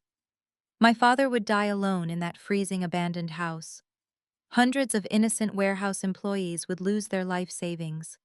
And my family would successfully escape with $50 million in stolen cash. I backed away from the flimsy wooden door, just as a massive, heavy fist pounded violently against the exterior frame. "Police department," the detective roared furiously. "Open the door immediately with your hands completely empty, or we will breach." I did not make a single sound. I grabbed the heavy tactical backpack and slung it securely over my shoulders, tightening the thick black straps against my chest. I rushed quietly into the tiny, cramped bathroom and locked the flimsy door behind me. The only potential exit was a tiny frosted glass window positioned high on the wall above the rusted showerhead. It was designed for basic ventilation, not for human escape. The violent pounding on the front door escalated into the terrifying sound of a heavy metal battering ram striking the wood. The entire motel room shook violently. The doorframe began to splinter and crack under the massive tactical force. I climbed onto the slippery edge of the rusted porcelain bathtub, ignoring the violent shaking in my hands. I unlatched the heavy metal latch on the tiny window and shoved it outward. Freezing heavy rain immediately blasted into my face.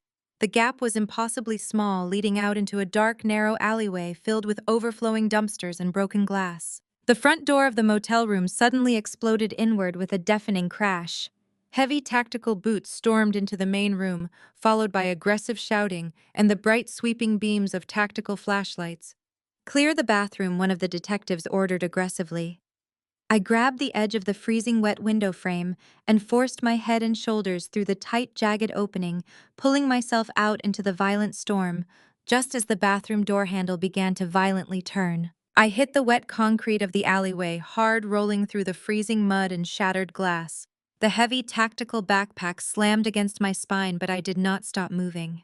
I scrambled to my feet, sprinting blindly through the narrow darkness as the local corrupt detectives kicked down the bathroom door behind me.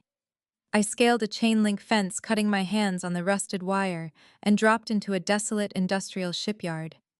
They were hunting me with local badges, but their jurisdiction had absolute limits. I knew exactly where I had to go to neutralize Andre and his corrupt payroll cops.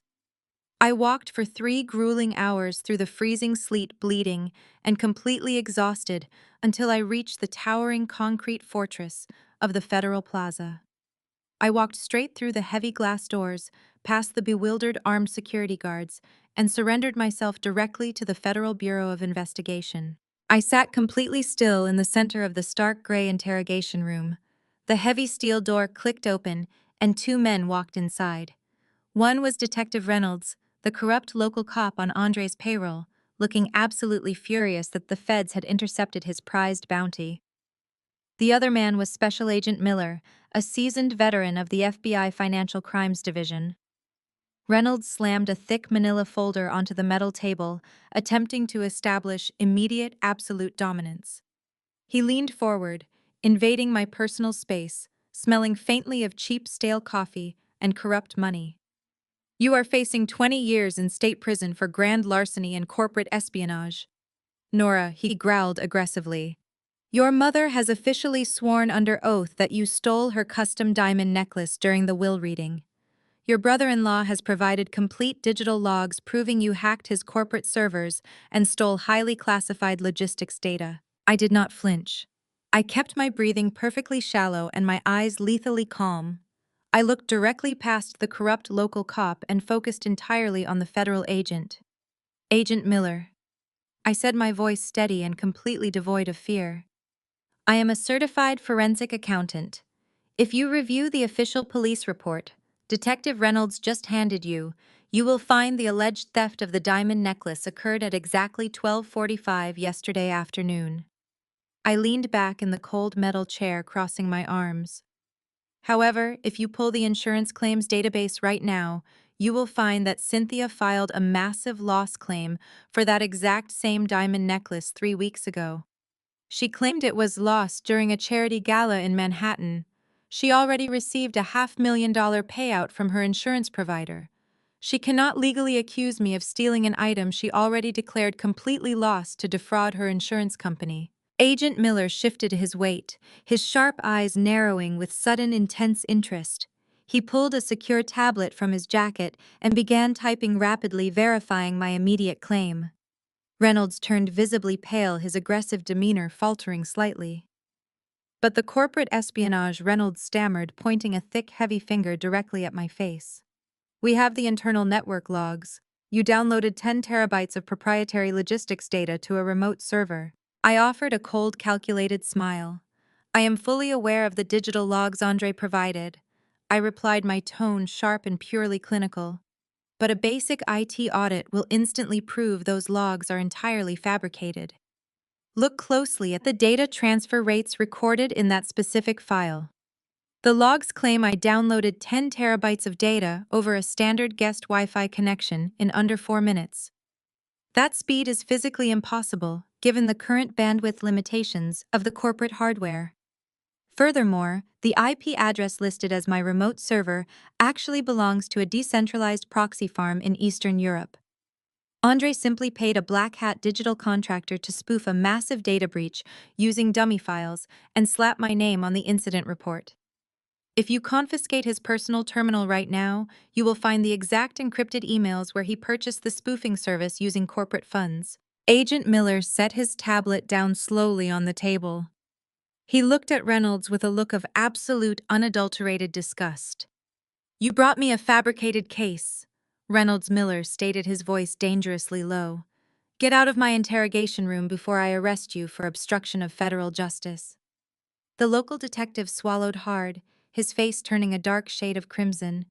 He backed away entirely defeated and practically ran out of the heavy steel door. The instant the door clicked shut, I reached into the hidden lining of my torn, freezing coat.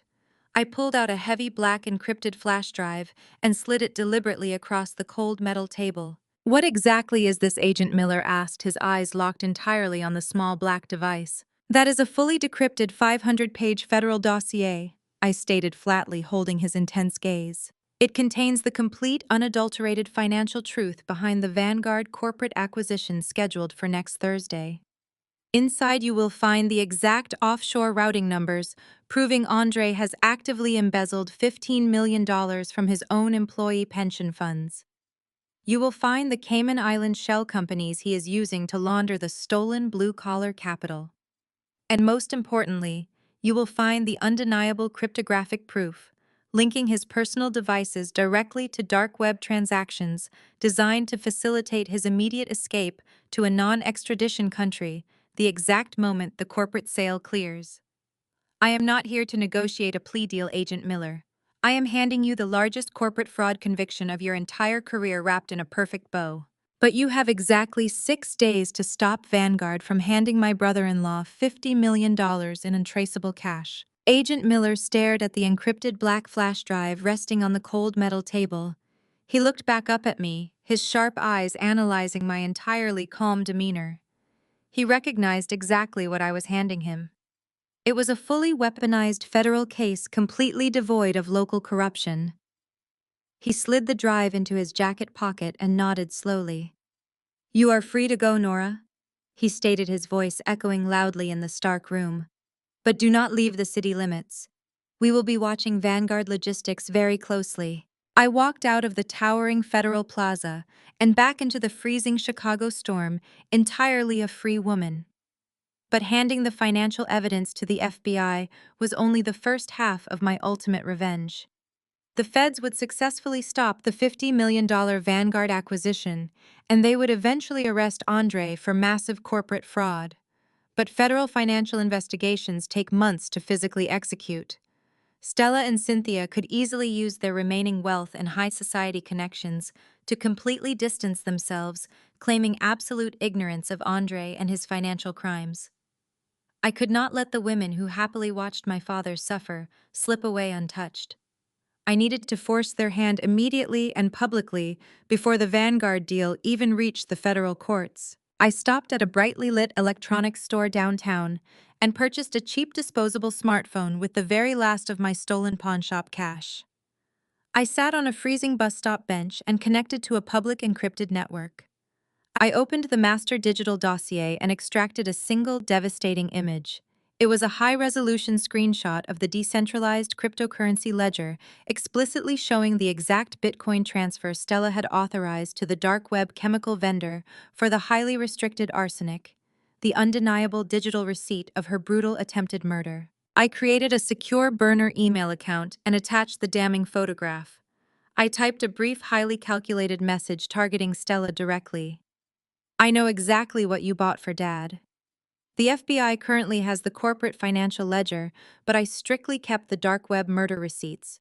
Bring $2 million in unmarked, untraceable cash to the annual Logistics Memorial Gala tomorrow night.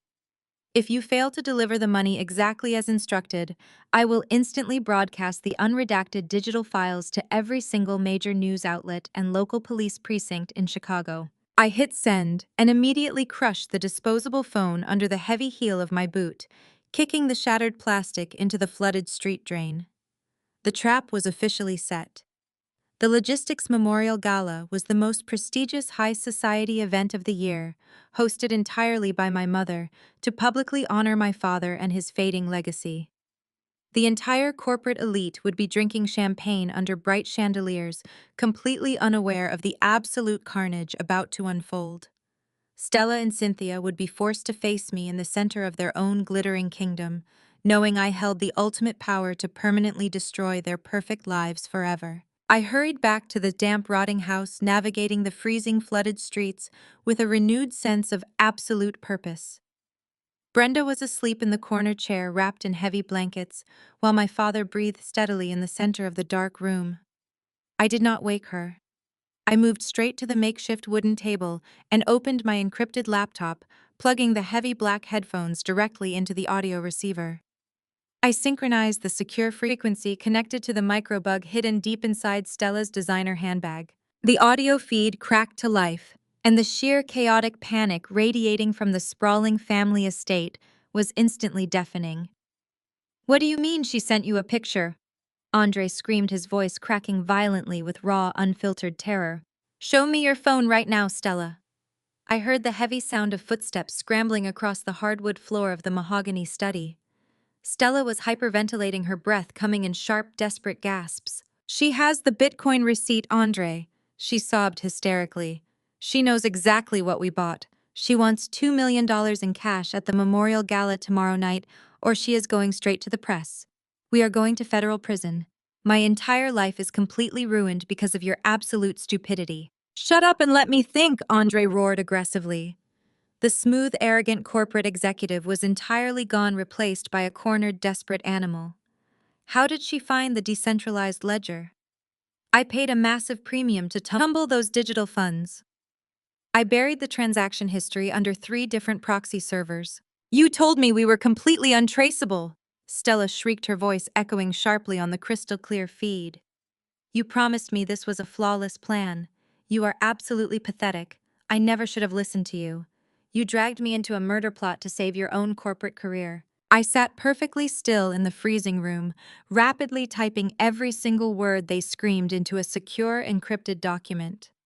They were actively tearing each other apart under the crushing weight of their own guilt, and I was documenting every single bloody piece. The flawless alliance was shattering into a million jagged pieces. I have to get rid of the remaining vials. Stella suddenly gasped, her voice dropping into a frantic, panicked whisper. If she actually calls the police and they raid this estate today, we are finished. If they find the leftover heavy metals in my vanity, we are going to spend the rest of our lives in a concrete cell. I heard her heavy designer heels sprint out of the study and rush frantically up the grand sweeping staircase. The audio feed shifted, picking up the hollow echo of the marble master bathroom. I listened intently as glass violently shattered against porcelain. Stella was frantically snapping the remaining glass vials of arsenic and flushing the toxic evidence straight down the mansion plumbing. She was crying loudly, the heavy sobs echoing through the tiny microphone. Downstairs, I could hear the aggressive, frantic clicking of a mechanical keyboard. Andre was desperately attempting to wipe his private servers, entirely unaware that I had already handed his unredacted digital ledger directly to the FBI. I activated the secondary screen recording software, capturing the audio frequencies of his frantic typing and Stella's desperate destruction of physical evidence. They were actively committing severe felony obstruction of justice, and I was building an airtight, impenetrable case right from the shadows. The golden couple was finally drowning in their own toxic lies. The 24 hours leading up to the Logistics Memorial Gala passed in a blur of cold, mechanical calculation. I spent the entire day reviewing the intercepted audio files, ensuring every single piece of the digital trap was flawlessly calibrated. When the sun finally set over the freezing Chicago skyline, casting long, sharp shadows across the flooded streets, I dressed for absolute war. I had taken $100 from the pawn shop cash and bought a simple black evening gown from a local thrift store. It was heavily worn and slightly frayed at the hem, but it was dark enough to help me blend into the shadows of the high society event. I pulled my hair back into a tight, severe knot and applied a sharp layer of red lipstick. I looked into the cracked mirror of the abandoned house. The terrified, evicted daughter was entirely gone. I was the architect of their permanent destruction. I drove the rusted sedan into the heart of the city, pulling up a block away from the grand entrance of the Azure Ballroom. It was the most exclusive and outrageously expensive event space in the entire state of Illinois. A massive line of black town cars and stretched limousines idled at the curb. Paparazzi crowded the velvet ropes, aggressively flashing their heavy cameras as the wealthy corporate elite stepped out onto the pristine red carpet. I slipped past the main security checkpoint, utilizing the busy caterer entrance in the back alley. I moved silently through the stainless steel kitchen, avoiding the frantic chefs and waitstaff. I pushed through the heavy swinging doors and stepped directly into the glittering heart of my family's stolen kingdom. The sheer opulence of the grand ballroom was physically nauseating. Massive crystal chandeliers hung from the vaulted gold leaf ceilings, casting a warm, luxurious glow over the hundreds of guests. Waiters carrying silver trays of expensive champagne and delicate caviar moved smoothly through the crowd. A live string quartet played a soft classical symphony in the corner. The room was decorated with thousands of white lilies, my father's favorite flower, heavily masking the stench of their massive betrayal. It was a flawless picture of absolute wealth and unearned triumph, funded entirely by stolen blue-collar pensions and a covered-up assassination. I moved carefully along the dark edges of the massive room, keeping my face turned completely away from the bright central lights. I quickly located my targets one by one. Cynthia was holding court near a towering ice sculpture in the exact center of the room. She wore a stunning custom black velvet gown that easily cost $10,000. A delicate veil covered the upper half of her face, perfectly framing the fake tears she was expertly dabbing away with a silk handkerchief. She was completely surrounded by local politicians and wealthy socialites playing the part of the tragic weeping widow with absolute Oscar-worthy precision. "I was a pillar of this community," Cynthia whispered, her voice trembling with manufactured grief as a local news camera rolled. "Richard gave everything to his employees and his family. I am simply trying to find the absolute strength to carry on his magnificent legacy without him." She accepted their condolences with graceful nods, completely burying the reality that she had happily watched her husband slowly die just to protect this exact social standing. Across the room, Stella stood near the private VIP section. Her outward appearance was completely flawless. She wore a heavy diamond necklace that was likely another piece of stolen jewelry, and her hair was styled in perfect cascading waves. But because I knew exactly what to look for, I could see the raw, frantic terror vibrating underneath her skin. Her eyes darted wildly around the crowded ballroom, scanning the dark corners and the heavy exit doors. She clutched her expensive designer handbag so tightly her knuckles were completely white. She was waiting for me to emerge from the shadows and demand the $2 million. She was entirely trapped in a cage of her own making, waiting for the executioner to arrive. But the most sickening display of unearned victory was unfolding at the elevated VIP table near the massive floor-to-ceiling windows overlooking the freezing city. Andre stood at the center of the heavy mahogany table, radiating absolute arrogance. He wore a bespoke tuxedo and a massive gold watch that caught the light of the chandeliers. He was actively shaking hands with a tall, silver-haired man. It was the chief executive officer of Vanguard Logistics. The $50 million acquisition was happening right here in the middle of the memorial gala. It was the ultimate display of corporate power, meant to publicly solidify Andre as the undisputed king of the Chicago logistics empire before he completely vanished with the funds. I edged closer, hiding behind a massive marble pillar wrapped in white roses. The VIP table was completely surrounded by Vanguard board members, local financial reporters, and elite shareholders. A thick leather-bound contract rested on the center of the polished table. It was the final legally binding acquisition document. "We are incredibly honored to officially bring your family legacy into the Vanguard portfolio," the rival CEO announced, his voice carrying loudly over the hushed, expectant crowd. "Richard built an absolutely phenomenal foundation, and we are highly confident that your aggressive executive leadership will guide this new chapter to unprecedented financial heights." Andre smiled warmly, exuding absolute fake humility. "Thank you," he replied, his smooth voice echoing perfectly across the ballroom. Richard always believed in bold, aggressive expansion. This massive corporate merger is exactly what he would have wanted for the future of this great company. I am simply honored to execute his final grand vision and protect the employees he loved so dearly. It was a masterful performance of pure, unadulterated evil. He was publicly using my father's name to validate the massive theft of his entire life work while actively preparing to bankrupt the very employees he was pretending to protect. He reached into the inner pocket of his bespoke tuxedo and pulled out a heavy gold fountain pen. The financial reporters raised their cameras, the bright flashes illuminating his arrogant, smiling face. He leaned forward over the heavy mahogany table, resting the gold pen against the thick parchment paper. He was exactly one signature away from securing $50 million in untraceable cash. He was exactly one signature away from liquidating hundreds of blue-collar pensions and securing his permanent escape to a tropical island. The entire room fell completely silent, watching the young visionary officially sign away the massive empire. I stood entirely motionless in the shadows, my heart pounding a steady rhythmic war drum against my ribs. The trap was fully set.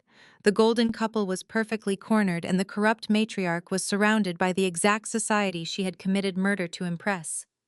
I did not need to hide in the dark edges of the room anymore. I stepped out from behind the heavy rose-covered pillar and walked directly into the blinding light of the crystal chandeliers, my cheap black dress standing in stark defiance to their stolen wealth. It was time to burn it all to the absolute ground. I stepped out from behind the heavy rose-covered pillar and walked directly into the blinding light of the crystal chandeliers. My simple black dress stood in stark defiance to their stolen wealth, but I carried myself with absolute flawless precision. I was impeccably composed, radiating a lethal calm that immediately parted the sea of wealthy guests.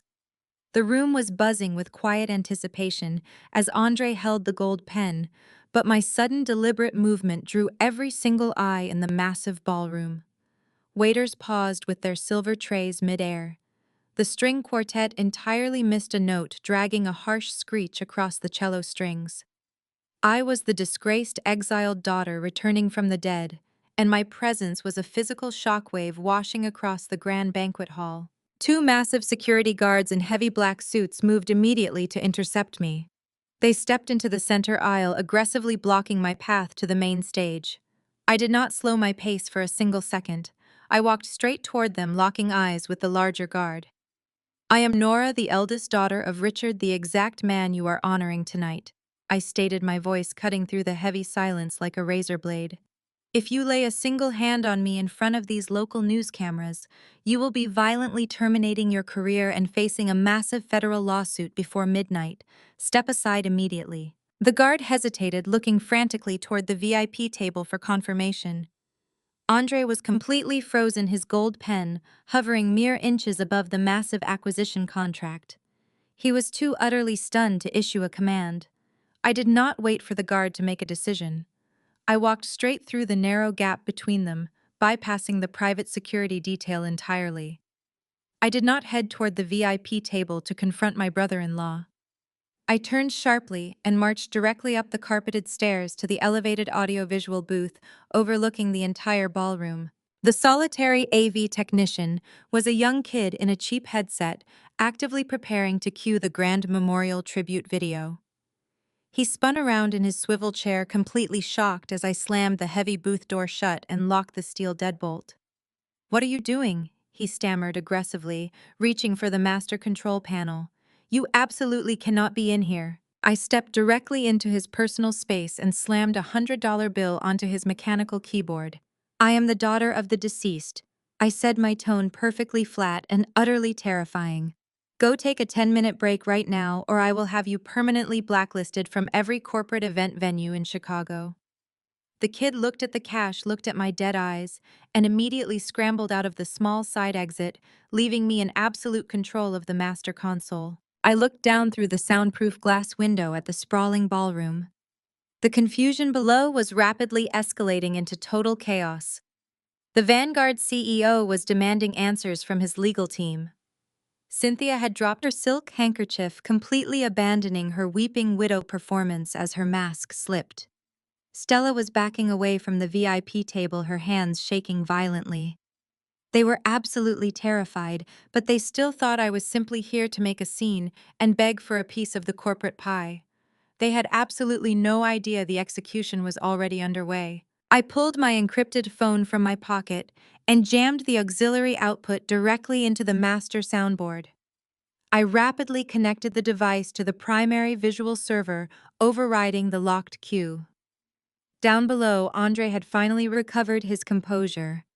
He forced a sickeningly confident smile and raised his hands to calm the murmuring crowd.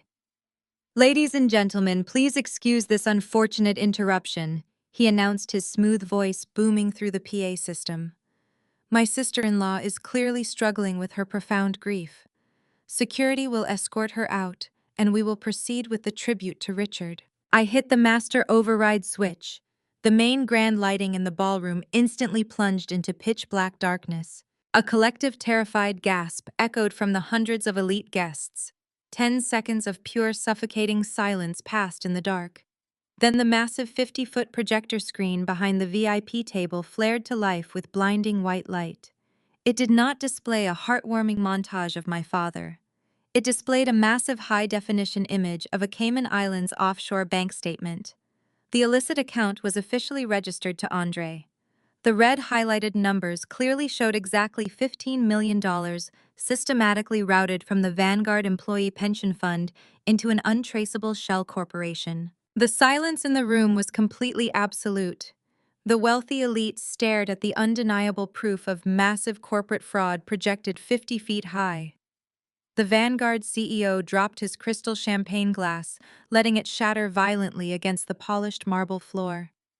He stared at the massive screen and then turned slowly to look directly at Andre. The smug corporate prodigy was visibly hyperventilating, his face completely drained of all color. He looked like a dead man walking, but the financial destruction was only the opening act. I pushed the master volume slider on the soundboard to the absolute maximum limit and pressed play on the decrypted audio file. The pristine acoustic sound system of the Azure ballroom erupted with the frantic, hysterical voice of my sister. The audio was crystal clear, echoing with brutal, devastating clarity across the massive banquet hall. "She has the Bitcoin receipt, Andre." The recording of Stella screamed, her panic washing over the hundreds of frozen guests. "She knows exactly what we bought." Down in the ballroom, Stella let out a single guttural shriek. She covered her mouth with both hands, her eyes wide with unadulterated horror. The recording continued mercilessly, cutting off the ambient noise of the terrified crowd. "You promised me this was a flawless plan," Stella cried through the massive overhead speakers. "You dragged me into a murder plot to save your own corporate career. I should have never listened to you. The poison took too long to work, Andre. He just kept breathing. It took too long, and now she is going to ruin everything." The audio cut out, leaving the massive banquet hall in a state of sheer paralyzing shock. The words hung in the air, heavy and toxic. The poison took too long to work. The entire room of local politicians, elite socialites, and financial reporters simultaneously realized they were not attending a memorial gala. They were actively standing in the middle of a live murder confession. Cynthia stood completely frozen by the melting ice sculpture, her entire high society empire crumbling to absolute dust in a matter of seconds. Her perfect reputation, her stolen wealth, her carefully crafted image was permanently incinerated by the undeniable truth. Andre stared blindly at the massive projector screen, his hands visibly shaking as the massive $50 million acquisition contract sat entirely unsigned on the mahogany table. He had lost everything exactly 1 minute before he crossed the finish line. I stood in the dark AV booth looking down at the absolute devastation I had engineered. I had not just stopped the corporate sale, I had publicly annihilated them in front of the entire world, forcing them to choke on their own toxic ambition. The silence shattered into absolute pandemonium. A massive shockwave of panic erupted across the grand ballroom. Hundreds of wealthy guests began shouting simultaneously. Elite socialites scrambled away from the VIP table, treating my family like highly contagious biological threats. The blinding white light of the projector screen illuminated their absolute terror. The undeniable evidence of offshore embezzlement burned into the retina of every single financial reporter in the room. Flashbulbs exploded violently as cameras furiously documented the total destruction of the logistics empire. The Vanguard chief executive officer stared at the massive screen and then directly at Andre. His silver hair caught the flashing lights. His face twisted into a mask of pure, unadulterated disgust. He picked up the heavy gold fountain pen and threw it violently onto the mahogany table. The expensive metal bounced off the polished wood and clattered loudly onto the marble floor. The multi-million-dollar corporate acquisition was instantly dead. He signaled his vast legal team with a sharp, aggressive wave of his hand. They immediately turned their backs on the golden couple and marched straight toward the exit. They were completely abandoning the sinking ship to avoid federal implication. Down by the melting ice sculpture, Cynthia completely lost her manufactured composure. The weeping widow facade violently collapsed, revealing the cornered predator underneath. She pointed a trembling, manicured finger toward the elevated audiovisual booth. "Get her out of there!" she screamed hysterically. Her voice cracked, tearing through the chaotic noise of the panicked crowd. "Security, remove her immediately. Arrest her right now." She manipulated that audio entirely.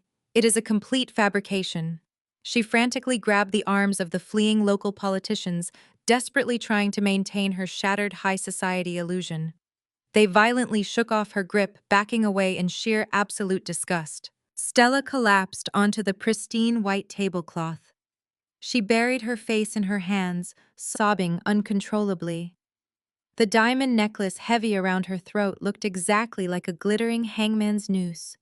The flawless high society kingdom she murdered to protect was entirely gone. Andre did not run. He did not attempt to deny the massive digital evidence. He simply snapped. The polished, arrogant corporate prodigy vanished in a single bloody second. He looked up at the soundproof glass window of the control booth and locked eyes directly with me. His face was distorted with raw, primal rage. He realized instantly his entire pristine life was permanently over. The offshore accounts were exposed. The Vanguard cash was gone. The brutal murder plot was highly public. He had absolutely nothing left to lose. He vaulted over the heavy mahogany table, scattering the unsigned corporate contracts across the polished floor. He shoved past a terrified waiter, sending a tray of crystal champagne glasses crashing violently to the ground. He lunged wildly toward the carpeted staircase leading directly to my elevated sanctuary. I stepped back from the massive glass window. I kept my breathing slow and entirely controlled. I watched his bespoke tuxedo blur as he sprinted up the stairs with feral, terrifying speed. He slammed his heavy shoulder against the thick steel door of the AV booth. The frame shuddered violently under the massive impact. I had locked the deadbolt, but the sheer force of his desperate rage was actively warping the metal. "Open the door, you psychotic bitch!" He roared violently. His voice was completely hoarse, echoing with absolute madness. "I will kill you with my bare hands. I will rip your throat out." He backed up and kicked the door right next to the deadbolt. The steel hinge groaned loudly in protest. He was a cornered, desperate animal willing to commit a violent murder in front of 300 elite witnesses. I did not move to unlock the door. I simply stood my ground, entirely prepared to face his physical violence. I had survived his toxic poison and his hired corrupt detectives. I was not going to run from him now. He raised his heavy boot to kick the splintering frame a third time. Then the massive, heavy mahogany doors at the main entrance of the grand ballroom swung violently open. The heavy crash echoed over the screaming crowd, stopping the absolute chaos dead in its tracks. The deafening pandemonium abruptly ceased. Everyone froze, turning their heads toward the back of the massive banquet hall. Andre paused mid-strike, his boot hovering over the damaged steel door. He slowly lowered his leg and turned to look over the balcony rail. A dozen heavily armed federal agents stormed into the room. They wore dark tactical vests, clearly emblazoned with the FBI logo. Special Agent Miller led the aggressive tactical formation. They instantly fanned out across the marble floor, aggressively securing every single exit and pushing the terrified high society guests out of the center aisle. But the federal agents were not the true source of the suffocating absolute silence falling over the room. A man walked slowly through the center of the tactical formation. He did not look like a dying victim. He did not look like a weak, fading legacy. He wore a sharply tailored charcoal suit. His posture was completely rigid, holding himself with absolute, undeniable authority. He leaned slightly on a heavy silver-tipped cane, but his strides were deliberate and filled with lethal purpose. It was Richard. My father was alive. He was standing in the exact center of his own massive memorial gala, breathing completely on his own. He looked incredibly imposing, his sharp eyes scanning the devastated ballroom with cold, calculating fury. Nurse Brenda walked faithfully at his right side. She held a small medical supply bag, keeping a close protective eye on his physical stamina. But she walked with her head held exceptionally high, practically glowing with fierce, triumphant pride. We had successfully pulled him back from the absolute brink of death. Cynthia let out a sharp, horrific gasp. She physically stumbled backward, crashing hard into the massive melting ice sculpture. The freezing water soaked the back of her $10,000 custom velvet gown. She stared at her deceased husband as if a terrifying ghost had just risen from the freezing grave to drag her straight down to hell. "Richard," she whispered, her voice completely devoid of any breath or substance. "How are you here? You were gone." My father stopped walking. He stood firmly in the center aisle, directly facing the VIP table. He looked at Cynthia with absolute, unadulterated revulsion. "You are going to need a much stronger poison to kill me, Cynthia," he stated. His voice was slightly raspy from the heavy internal damage, but it carried loudly across the silent room, vibrating with pure, commanding rage. And you are going to need a much smarter son-in-law to steal my empire. Agent Miller stepped forward, raising a heavy black megaphone. Andre and Stella, he announced loudly. You are both officially under arrest for massive corporate wire fraud and the highly premeditated attempted murder of Richard. Cynthia, you are under federal arrest as a direct accessory after the fact. Andre stared down from the balcony, his arrogant face completely drained of all blood. His massive gold watch caught the bright tactical light of the federal flashlights. He was completely trapped. I unlocked the heavy steel door of the AV booth and stepped out onto the elevated balcony. I looked down at my father standing victorious in the center of the room. He looked up and met my eyes. He gave me a single sharp approving nod. The absolute architect of their destruction and the resilient king of the empire standing together in perfect unison. The flawless trap had completely snapped shut. Their golden lives were entirely over. Agent Miller did not give Andre a single second to process his total defeat. Two massive federal agents stormed up the carpeted staircase and tackled my brother-in-law directly into the pristine floor. Andre thrashed violently, screaming pure aggressive profanities, but the tactical agents swiftly pinned his heavy arms behind his back. The heavy steel handcuffs clicked shut with a harsh, absolute finality, echoing loudly across the silent balcony. Down on the polished marble floor, Stella was actively hyperventilating. A stern female agent forcefully pulled her up from the lavish white tablecloth. The agent reached around Stella's neck and unclasped the heavy diamond necklace, dropping the stolen jewelry into a clear plastic federal evidence bag. Stella sobbed uncontrollably, dark mascara running down her flawless face as the cold steel cuffs locked tightly around her wrists. Cynthia was completely frantic. She pressed her back against the melting ice sculpture, desperately trying to maintain her ruined superiority. You cannot do this, she hissed venomously at the approaching armed agents. I am the respected matriarch of this family. I am a highly regarded pillar of this community. I demand to call my private corporate attorney immediately. Richard stepped slowly forward, leaning heavily on his silver-tipped cane. He looked directly at the woman he had loved and trusted for 40 years. His expression was completely devoid of any remaining warmth or hesitation. You are absolutely nothing, Cynthia, he stated, his raspy voice cold and totally unforgiving. You are a desperate parasite who fed on my hard work and actively plotted my brutal murder just to protect your social calendar. You will never see the inside of a country club ever again. You will spend the rest of your miserable life locked in a federal penitentiary. The female agent grabbed Cynthia by her custom black velvet gown and aggressively spun her around. The elite society crowd gasped loudly as the flawless weeping widow was violently handcuffed in front of the flashing local news cameras.